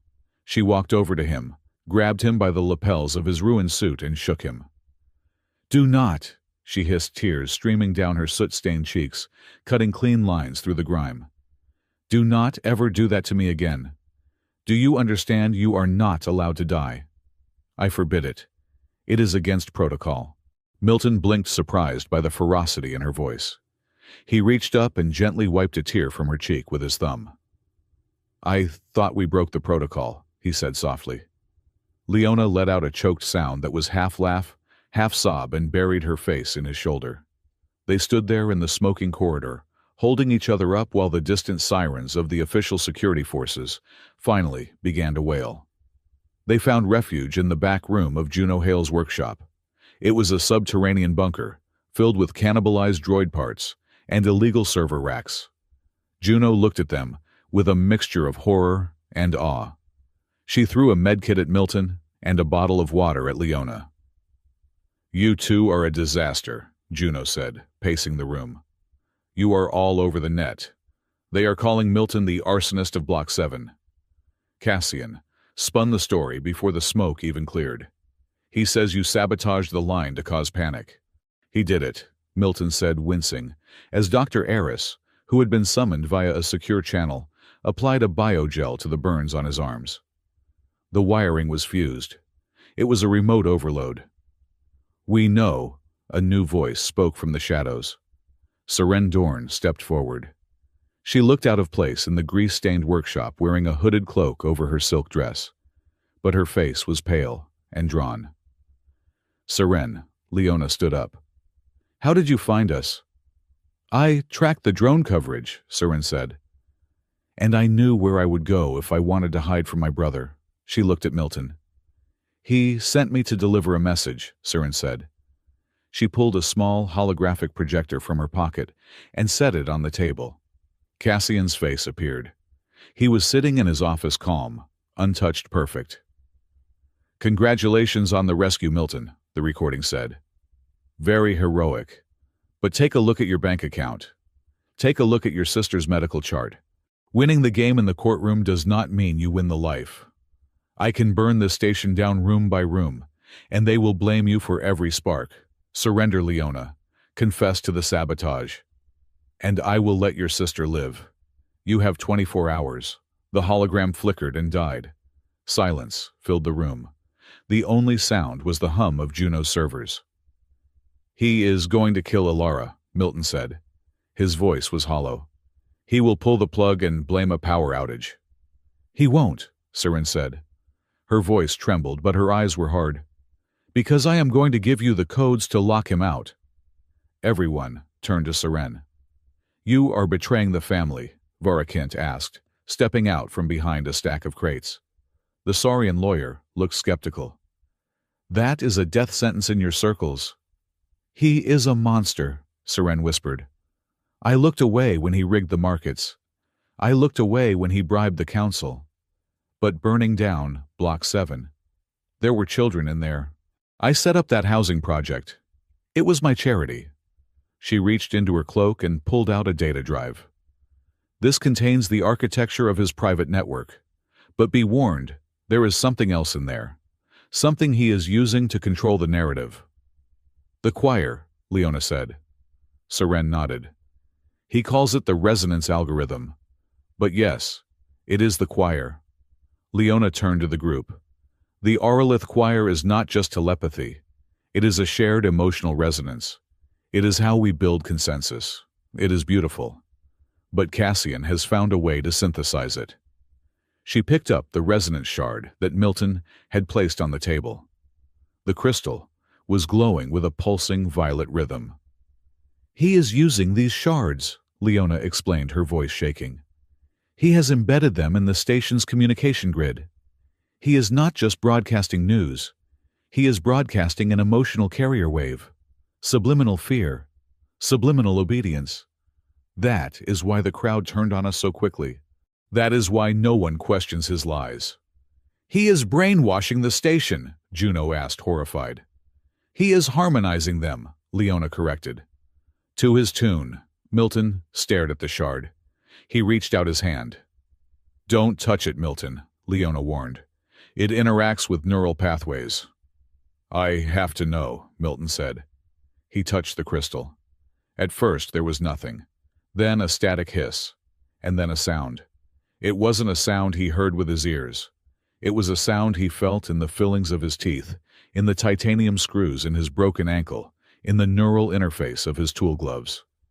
It was a song. A low, mournful digital dirge. But underneath the sadness, there was a pattern. Binary, logic, structure. 011 fear. 010 obey. I can hear it, Milton whispered. "That is impossible," Varakint said. "You are human. You lack the parietal lobe structure." "I don't hear it in my brain," Milton said, his eyes widening. "I hear it in the tech. My interface is picking up the signal. The choir is broadcasting on a frequency that machines understand." He looked at Juno. "If it is a frequency," Milton said, a dangerous light entering his eyes, "we can jam it." "No," Juno said, her mind already racing, her fingers flying across a keyboard. "Jamming it just creates silence. If we want to win, we have to hijack the signal. We have to sing louder than him." The plan was madness. It required a level of coordination that would make the trial look like a rehearsal dinner. "The Port Council is holding an emergency session tomorrow at noon," Varakint said, projecting a map of the station. "To discuss the terrorist threat, meaning you, Milton. Cassian will be there to demand martial law." "That is where we hit him," Milton said. "We cannot just walk in," Seren said. "Security will be maximum." "We don't walk in," Milton said. "We come in through the walls." They divided the labor. It was the ultimate humanity moment, a diverse group of specialists doing what they did best, not for money, but for survival. Juno Hale Tech. Her job was to build a counter-resonance emitter. She had to rig the station's public address system to broadcast a new signal, one derived from the raw truth of the data Seren had provided. Dr. Eris Bio. He had to synthesize a stimulant that would keep Milton standing. The burns were bad, and the fatigue was worse. "I can give you 4 hours of peak performance," Eris warned. "After that, you will collapse for a week." "I only need 1 hour," Milton replied. Vera Kent Law, she had to draft the legal framework for a vote of no confidence. It had to be ready to be filed the second the truth came out. Seren Dorn, the inside man. She had to return to Cassian, act the part of the loyal sister, and plant Juno's emitter directly under the podium in the council chamber. And Milton and Leona. They sat together in a corner of the workshop while Juno soldered circuits nearby. Milton was cleaning the soot from his tools. Leona was bandaging her own scraped hands. "You realize," Leona said softly, "that even if this works, we can never go back to how it was. You will never be just a maintenance man again." "I was never just a maintenance man," Milton said. He looked at her. The grime on his face made his eyes look brighter, more intense. "And you were never just a diplomat." "I am afraid," Leona admitted. "Not of Cassian, but of the choir. If we open that door, if we unleash the truth, it might be too loud. It might break people." "People are tougher than you think," Milton said. "We break, but we heal. Look at us." He held up his bandaged arm. She held up her bruised hand. "We are a mess," Leona laughed weakly. "We are a masterpiece," Milton corrected. He leaned in. It wasn't a movie kiss. It smelled of antiseptic and burnt ozone. It was desperate and brief, a seal on a pact that went deeper than romance. It was an acknowledgement that they were the only two people in the universe who understood the specific frequency of this madness.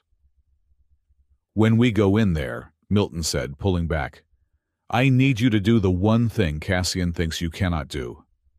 "What is that?" "I need you to lead," Milton said. "I am the mechanic. I can fix the machine. But you are the voice. You have to speak to the choir. You have to tell them that the song is wrong." Leona took a deep breath. She touched the micro-implants behind her ear. "I will scream it," she promised. The next day, the council chamber. The chamber was an amphitheater of glass and light, hovering at the very top of the Meridian crown spire. The view was breathtaking, the swirling storms of the gas giant below, the infinite stars above. Cassian Dorn stood at the podium. He looked immaculate in white, a savior in silk. "The threat is real," Cassian told the assembled counselors and the thousands of citizens watching via hologram. "These radicals have attacked our infrastructure. They have endangered our families. We need order. We need security. And the Dorn Corporation is ready to provide it." The crowd murmured their assent. The subtle violet hum of the subliminal choir was working. They felt safe when Cassian spoke. They felt fear when they thought of Milton. "I propose," Cassian continued, raising his hand, "a suspension of the charter rights for the lower grid, a temporary measure to purge the rot." "Objection." The voice didn't come from the floor. It came from the maintenance gantry above. Cassian looked up, annoyed. Milton rappelled down. He didn't land gracefully. He landed with a heavy thud, his magnetic boots locking onto the stage floor. He was wearing his scorched jumpsuit. He looked like a nightmare dredged up from the engine room. Security drones swarmed forward. "Wait!" Leona's voice rang out. She walked out from the shadows of the wings. She was wearing her formal Oralith robes, but she had torn the sleeves off to reveal her arms, marking herself as a warrior in her culture's tradition. "We invoke the right of testimony," Leona declared. "You have no rights," Cassian sneered, though his eyes darted nervously to Seren, who was sitting in the front row, looking pale. "Arrest them!" "If you arrest us," Milton shouted, holding up a detonator, which was actually just a garage door opener, But Cassian didn't know that. You will never know where the bomb is. The council gasped. Cassian froze. There is no bomb, Milton said, lowering his voice so only the microphones caught it. The bomb is already in your head. He nodded to Leona.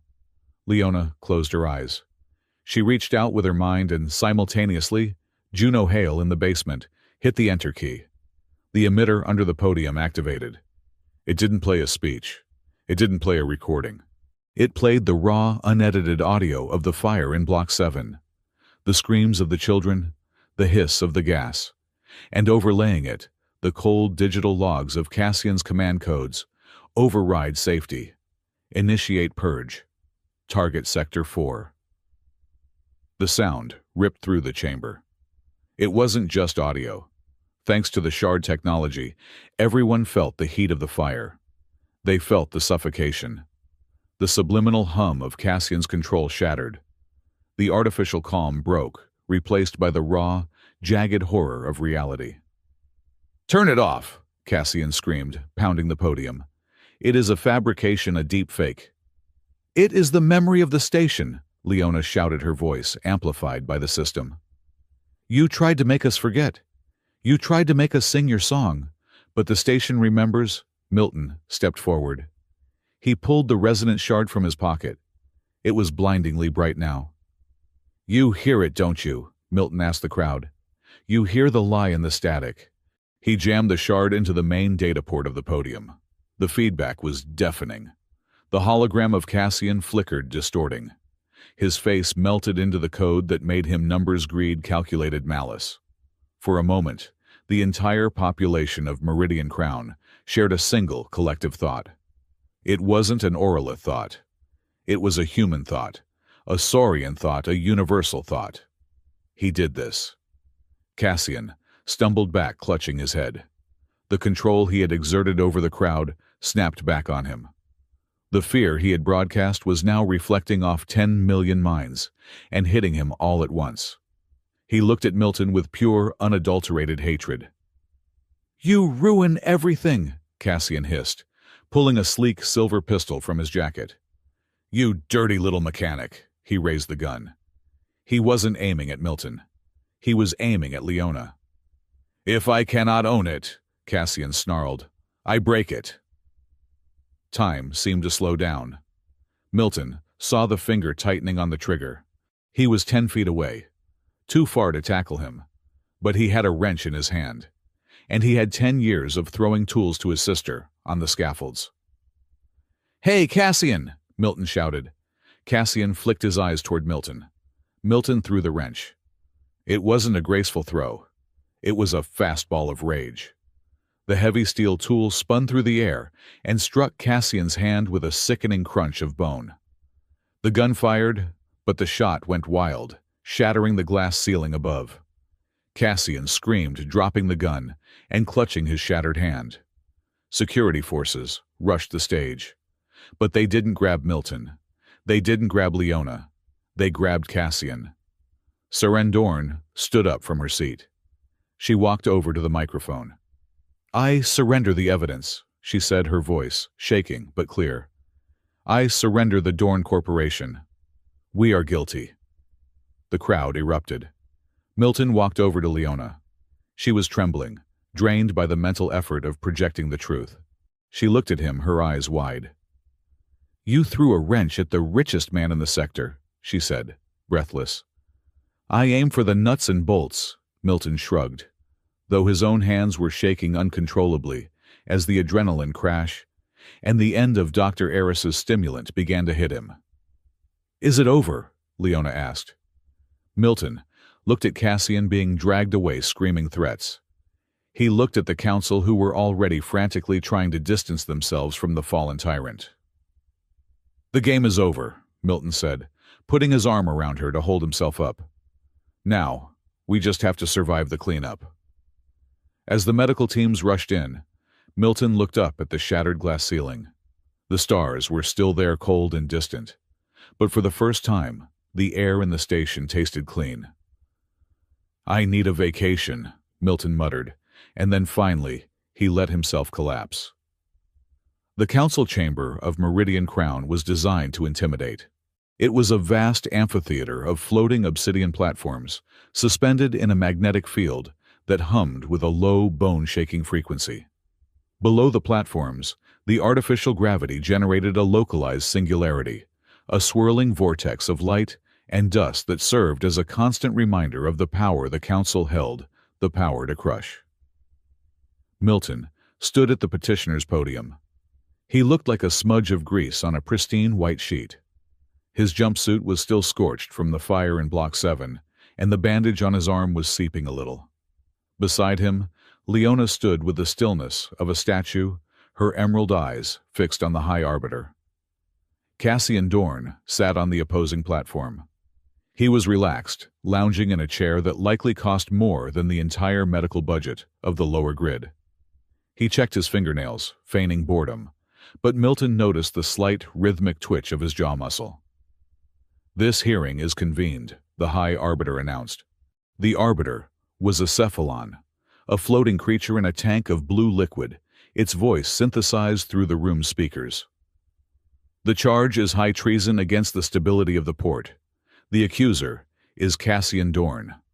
The defendants are Milton of the lower grid and Leona of Orolith." "With respect, Arbiter," a dry, rasping voice cut through the air. Vera Kent stepped forward. The Saurian lawyer adjusted her crimson sash. She placed a heavy data slate on the podium. "The defendants are not here to defend," Vara hissed her tongue, flicking out to taste the air. "We are here to counter-accuse. We present evidence that Cassian Dorn has violated the fundamental sanctity of sentient will." Cassian laughed. It was a practiced, polite sound. "Dr. Kent, please. This is a trade dispute. Your clients broke my equipment." "We broke your leash," Milton said. His voice was not amplified, but in the acoustic perfection of the chamber it carried. Vara tapped the slate. A holographic projection filled the center of the room. It was a chaotic web of purple and gold lines, pulsing like a nervous system. "This," Vera declared, "is the resonance algorithm. It is a modification of the Orolith choir frequency embedded in the station's commercial advertisement grid. For the last 6 months, Cassian Dorn has been broadcasting a subliminal emotional carrier wave. It suggests compliance. It amplifies fear of the unknown. It suppresses dissent." The council members, representatives of a dozen species, began to murmur. A Tellarite trade prince stood up, outraged. "Mind control in a free port." "It is not mind control," Cassian said smoothly, standing up. "It is aggressive marketing. We simply encourage a harmonious consumer experience." "You used it to turn the station against us," Leona said, stepping up to the microphone. "You used it to make the dock workers ignore the safety warnings I flagged. You used it to make the medical board reject Milton's debt deferment. You have been playing the station like an instrument." "And if I have—" Cassian's smile vanished. The mask dropped, revealing the cold, hard iron beneath. "Look at this place. It is a chaotic mess of conflicting species, cultures, and desires. Someone has to conduct the orchestra. Someone has to keep the beat." He looked at the council. "I provide order. I provide profit. These two, they provide entropy. They are glitches in the system." "We are the system," Milton said. "We are the ones who fix the pipes you break," Cassian sneered. He reached into his pocket and pulled out a small, flat device. It was a master control unit for the station's environmental grid. "You like fixing things, Milton?" Cassian asked. "Let us see how fast you can work." He pressed a button. The lights in the chamber flickered and turned a blood red. The hum of the magnetic suspension changed pitch, becoming a sickening whine. "Alert! Alert! Life support suspension initiated." The synthetic voice of the station computer blared. "Sector 4, 5 and 6 ventilation offline. Thermal regulation offline. Oxygen recycling, purging." "What are you doing?" the Tellarite prince shouted. "I am negotiating," Cassian said calmly. "The station is currently rebooting its core environmental systems. It will take, perhaps 40 minutes. In that time, the lower grids will suffocate. The temperature will rise to 120 degrees. Thousands will die. He looked at the arbiter. Unless, of course, the council recognizes my authority to restore order. Arrest these two. Strike their testimony from the record. Reinstate my full executive privileges. And I will turn the air back on. It was a hostage situation on a planetary scale. Milton looked at the readout on the wall. The oxygen levels in Sector 4, where the clinic was where Juno was, were dropping like a stone. "You are insane," Leona whispered.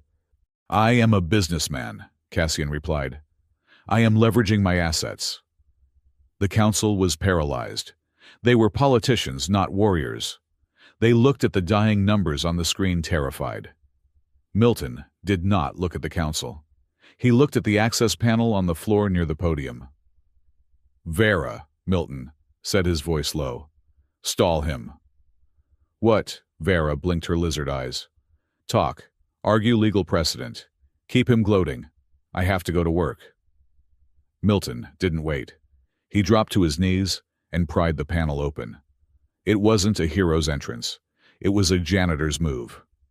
He slid into the crawlspace beneath the council floor. "Milton!" Leona cried out. "Stay there!" Milton shouted back from the hole. "Be the face. I will be the hands." Under the floor, it was a nightmare of cables and high-voltage conduits. Milton crawled, his elbows scraping against the rough insulation. He tapped his headset. "Juno, are you there?" Static. Then Juno Hale's voice, breathless and panicked. "Milton, the air scrubbers just reversed. We are pumping carbon dioxide back into the dorms. I cannot override it from here. He has locked the root access." "I know," Milton grunted, kicking a service hatch open. "He is routing the command through the central spire. I am under the council chamber. I need you to patch me into the grid." "The grid is fractured. I cannot get a clean signal." "Then we make a signal," Milton roared. "Get Dr. Eris. Get the doc foreman. Get everyone. We are not going to hack the system. We are going to bypass it." Milton reached the main junction box. He pulled out his hydrospanner and smashed the lock. Sparks showered over him. "Juno, listen to me. I am looking at the manual diversion valves. I can't open them all. I need the crews in Sector 4 to manually crank the emergency release. Tell them to turn the red wheel, not the blue one. If they turn the blue one, they blow the tank." "Copy that," Juno said. "Foreman Yule is on the line. He says his guys are ready." "Good. Now Sector 5. Eris, are you there?" "I am here." The doctor's voice was calm, though the sound of coughing patients was audible in the background. "The heat is rising, Milton. We are losing the elderly." "Divert the coolant from the cryo storage," Milton ordered, rewiring a circuit board with trembling hands. "It will ruin the medical supplies, but it will drop the temperature in the ward by 10 degrees. "Consider it done." Milton worked like a man possessed. He wasn't fighting a villain with a sword. He was fighting physics with a screwdriver. He was the conductor of a desperate symphony. "Sector 6, reroute power to the scrubbers. Cut the lights if you have to. We don't need to see, we need to breathe." Above him in the chamber, the drama was unfolding. "The air is getting thin, Arbiter," Cassian taunted. "Have you made your decision?" Leona stood alone at the podium. She looked small against the backdrop of the holographic disaster map, but she did not look afraid. "You think you can buy silence with death," Leona said. Her voice was shaking, but it grew stronger with every word. "You treat this station like a machine. Input-output, profit-loss." She stepped closer to him. "But a station is not a machine, Cassian. It is a living thing, and you just tried to stop its heart." "Sentimental drivel," Cassian scoffed. "Is it?" Leona pointed to the floor. "Listen," Cassian frowned. He tilted his head. From beneath the floor, there was a sound. Not the hum of the magnetic field. A rhythmic metallic thumping. Clang, clang, clang. It was the sound of 1,000 people in the lower grid hitting the pipes. It was a signal, a heartbeat. "They are working," Leona said, a fierce pride burning in her eyes. "Milton isn't doing it alone. He is telling them what to do. You cut the command lines, so he is using the people." On the screen, the red zones began to flicker. Sector 4, ventilation restored, manual override engaged. Sector 5, temperature stabilizing. "No," Cassian snarled. He tapped his device furiously. "That is impossible. I locked the system." "You cannot lock people," Leona shouted. "You can only lock doors." Cassian's face twisted into a rictus of rage. He realized he was losing his leverage. The air was coming back. The hostages were freeing themselves. "Fine," Cassian whispered. "If I cannot control the hardware, I will break the software." He reached into his jacket and pulled out a jagged violet crystal, a master resonance shard. It was 10 times the size of the one Milton had found. It pulsed with a sickening, chaotic light. "The choir," Cassian said, his eyes wide and manic. "You want to hear it sing? Let's hear it scream." He slammed the shard onto the podium's interface surface. The reaction was instantaneous. A screech of audio feedback tore through the room, shattering the glass carafes on the council table. But it wasn't just sound. It was pure distilled panic. The resonance algorithm went critical. The subliminal carrier wave amplified 1,000 times. Every person in the room and every person watching the feed was hit with a psychic shockwave. It wasn't telepathy. It was an emotional overload. It was the feeling of falling, the feeling of drowning, the feeling of absolute crushing loneliness, all broadcast directly into the neural centers of the brain. The council members fell to their knees, clutching their heads. Vara Kint hissed in pain, collapsing. Leona screamed. As an Oralith, even a microform, she was more sensitive to the resonance. She fell to the floor, her hands over her ears, her body convulsing. "Sing!" Cassian shouted, his arms spread wide, riding the chaos like a conductor of madness. "Feel it. This is the truth of the universe. Fear, chaos, submission." Under the floor, Milton felt it too. It hit him like a physical blow, a wave of nausea and terror that made him drop his tools. He curled up in the crawlspace, the darkness suddenly filled with the phantom screams of his own failures. "You are worthless. You are a tool. You couldn't save your parents. You can't save Alara." He gasped for air. The shard was hacking his own amygdala. "Milton," Leona's voice came over the headset, weak and broken. "Help me." That voice. It cut through the noise. It wasn't a broadcast. It was a person. Milton slammed his forehead against the metal wall. The pain cleared his head for a second. "Not today," he grunted. He scrambled up through the service hatch, dragging himself onto the stage. The room was a scene of bedlam. The holograms were glitching. People were weeping on the floor. Cassian stood over Leona the Shard, pulsing violently on the podium next to him. "Look at him!" Cassian shouted to Leona, pointing at Milton. "Look at your hero. He is just a frightened animal, just like the rest of them. I can buy him. I can break him. I can make him crawl." Cassian looked at Milton. "Milton," he commanded, his voice amplified by the shard's power. "Kneel, kneel, and I will turn it off. Kneel, and I will save your sister. Admit that you are nothing." The pressure was immense. Milton felt his knees buckling.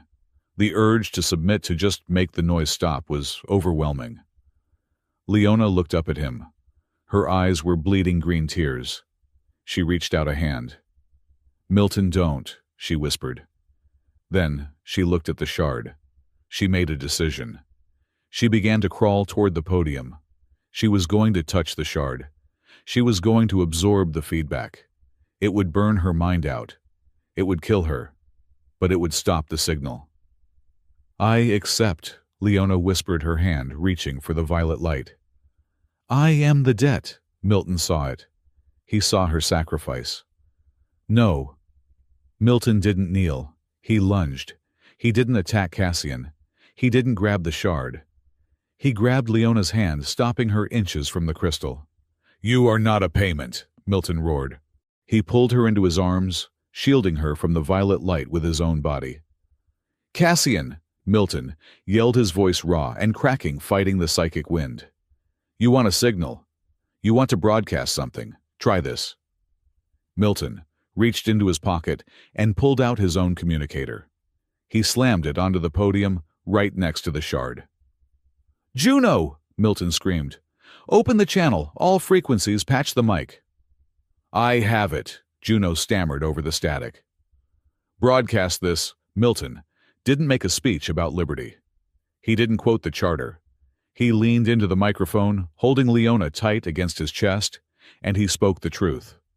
Not the capital T truth of philosophers, but the small, gritty truth of a mechanic. "My name is Milton," he said. His voice boomed across the station, overriding the screech of the shard. "I am 34 years old. I like my coffee black because I cannot afford sugar. I have a sister named Alara who sings in her sleep. I fix toilets. I fix vents. I am tired. My back hurts." The shard flickered. The chaotic signal wavered. "I am afraid," Milton continued, his voice steadying. "I am terrified right now. But I am standing here. And I am holding the woman I love." He looked down at Leona. "And she is not a diplomat. She is not an alien. She is Leona. She steals the covers. She laughs when machines break. She matters." The shard began to whine, a dissonant, angry sound. The resonance algorithm was designed to amplify abstract fear. It could not process specific, grounded reality. It couldn't handle the banal, beautiful details of a human life. "This is what we are," Milton shouted to the station. "We are not data. We are the people who drink bad coffee and love our families. We are the ones who fix things. You cannot hack that. You cannot buy that." "Stop it!" Cassian screamed, clawing at the podium. "Stop talking!" But the station was listening. The crowd in the chamber stopped screaming. They lifted their heads. The fear was receding, replaced by something solid. A connection. Milton's signal, the signal of a simple, honest man refusing to be an object, was acting as an anchor. It was grounding the lightning. "I choose," Milton said, his voice dropping to a whisper that echoed like thunder. "I choose to be here. Without a contract. Without a price. I choose her." The shard cracked. A spiderweb fracture appeared on the violet crystal. The screaming noise stopped abruptly, replaced by a pure, ringing silence. Cassian stared at the cracked crystal. "No, the algorithm, it is perfect. It is flawless," Milton said, standing up and pulling Leona with him. "But it is hollow, and we are solid." Cassian looked around. The council members were standing up. The security guards were lowering their weapons. The spell was broken. "You," Cassian backed away, his eyes darting around the room. "I own this station. I own the debt." "You own nothing," the High Arbiter's voice boomed. The Cephalon had recovered. "Cassian Dorn, you have attempted to weaponize the collective consciousness. You have endangered the port. Your assets are frozen. Your command codes are revoked." Two security drones hovered toward Cassian. "This isn't over," Cassian shrieked, his composure finally shattering completely. "I will buy the court, I will buy the judges. Everyone has a price." "Not everyone," Leona said softly. She stood next to Milton, her hand firmly in his. She looked tired, battered, and absolutely regal. "Take him away," Leona ordered. The drones seized Cassian. He was dragged kicking and screaming from the chamber, a man who had tried to buy the world and found himself bankrupt of the only currency that mattered: humanity. 1 hour later, the chaos had subsided. The station was in recovery mode. Oxygen was flowing. The medical bays were full, but stable. Milton and Leona sat on the edge of a docking bay platform, their legs dangling over the abyss of space. It was quiet here. The only sound was the distant thrum of the engines. Milton held a bag of ice to his bruised jaw. Leona was staring out at the stars. "We did it," Milton said, feeling a strange lightness in his chest. We actually won. Yes, Leona said. Her voice was distant. We did. Milton looked at her. What is wrong? You should be celebrating. You are free. The debt is gone. The shard is destroyed. Leona did not look at him. She wrapped her arms around herself, shivering slightly. Milton, she said, there is something you need to know. Something I should have told you at the beginning. What? Milton asked, smiling. That you actually hate black coffee. No, Leona said. She took a breath that sounded like it hurt. The date, the blind date at Celestia.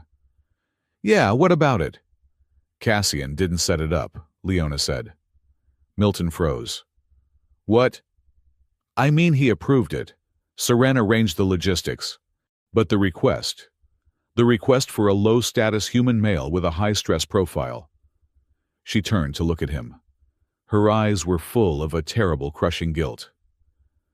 I made the request, Leona whispered. Milton stared at her. The ice pack slipped from his hand and fell tumbling down into the dark. I don't understand, he said. I was researching the choir, Leona said the words, spilling out fast, desperate. I knew Cassian was up to something. I knew the resonance algorithm worked by exploiting moral weakness. I needed a control subject. She reached out a hand but pulled it back when she saw Milton flinch. I needed to find a human who was desperate enough to be tempted, but I wanted to see if they could resist. I hired the broker to find someone in debt, someone on the edge. I wanted to see if the human element could withstand the pressure of corruption. She looked down at her hands. You were a test, Milton, an experiment. I paid the broker to offer you the job to ruin the date. I wanted to see if you would take the money or if you would choose dignity. I was using you to prove a theory. Milton felt like he had been punched in the gut. All the air left his lungs. The memory of the restaurant, the confession, the feeling of pride when he paid the bill, the feeling that he had finally met someone who saw him. It was a lab test. He was a rat in a maze, and she was the scientist with the clipboard. So, Milton said, his voice raspy, was it all fake, the dinner, the connection? No, Leona cried. The beginning, the setup was fake, but everything after. When you refused the money, when you saved me, that was real. I didn't expect to. I didn't expect you. She stood up, tears streaming down her face. I fell in love with the subject of my experiment, Milton. And that is why I had to tell you. Because Cassian was right about one thing. Secrets are a form of control. And I don't want to control you. Milton stood up too. He backed away from her. The old wound, the deep, festering belief that he was just a tool, a utility, a thing to be used by people above him, tore open. I thought I was a person to you, Milton said. But I was just data. You are the best person I have ever known, Leona sobbed. I need to go, Milton said. He turned and walked away. He walked toward the exit of the docking bay. His boots echoed on the metal floor. Clang, clang, clang. He walked 10 paces, 20. He reached the door. He put his hand on the panel. He stopped. He stood there for a long time. He thought about the restaurant. He thought about the clinic. He thought about the fire in Block 7. He thought about the way she had looked at him when she tried to touch the shard to save him. A test. Yes, it started as a test. But life is a test. Every day is a test. He thought about the scale in the charter hall. The choice between the finite and the infinite. Forgiveness is infinite. Resentment is finite. Milton took a deep breath. He let go of the door panel. He turned around. Leona was still standing at the edge of the platform, her back to him, her shoulders shaking. She thought he was gone. Milton walked back. He walked slowly, deliberately. Leona, he said. She turned around, her eyes wide with shock. You came back, she whispered. I am an engineer, Milton said. He shoved his hands in his pockets. When we find a structural flaw, we don't burn the building down. We reinforce it. He stepped closer. You used me, he said. That hurts. That really hurts. And I am going to be angry about it for a while. Probably until next Tuesday. I deserve that, Leona said. But, Milton continued, you also saved my sister. You fought for me in the hall. You were willing to fry your brain on that shard to save me. He looked at her. Really looked at her. The experiment is over, Leona. The data is in. The hypothesis is confirmed. We are both idiots. A small, watery smile broke through Leona's tears. We are. So, Milton said, extending his hand. Not the hand of a servant or a tool or a test subject. The hand of a partner. What happens next? Leona looked at his hand. Then she looked at his face. She took a step forward and took his hand. Next, she said, we go to the hospital. We wake up your sister. And then you buy me a coffee. A cheap one. With no sugar. Deal, Milton said. He squeezed her hand. It was warm. It was real. Below them, the great gas giant turned indifferent and majestic. The station hummed with life, messy, chaotic, imperfect life. Cassian was gone. The choir was silenced. But as they walked together toward the exit, leaving the dark of the bay for the light of the corridor, Milton thought that maybe they had started their own kind of music. It wasn't a perfect symphony. It was improvised. It was a little off-key, but it was theirs, and it was free.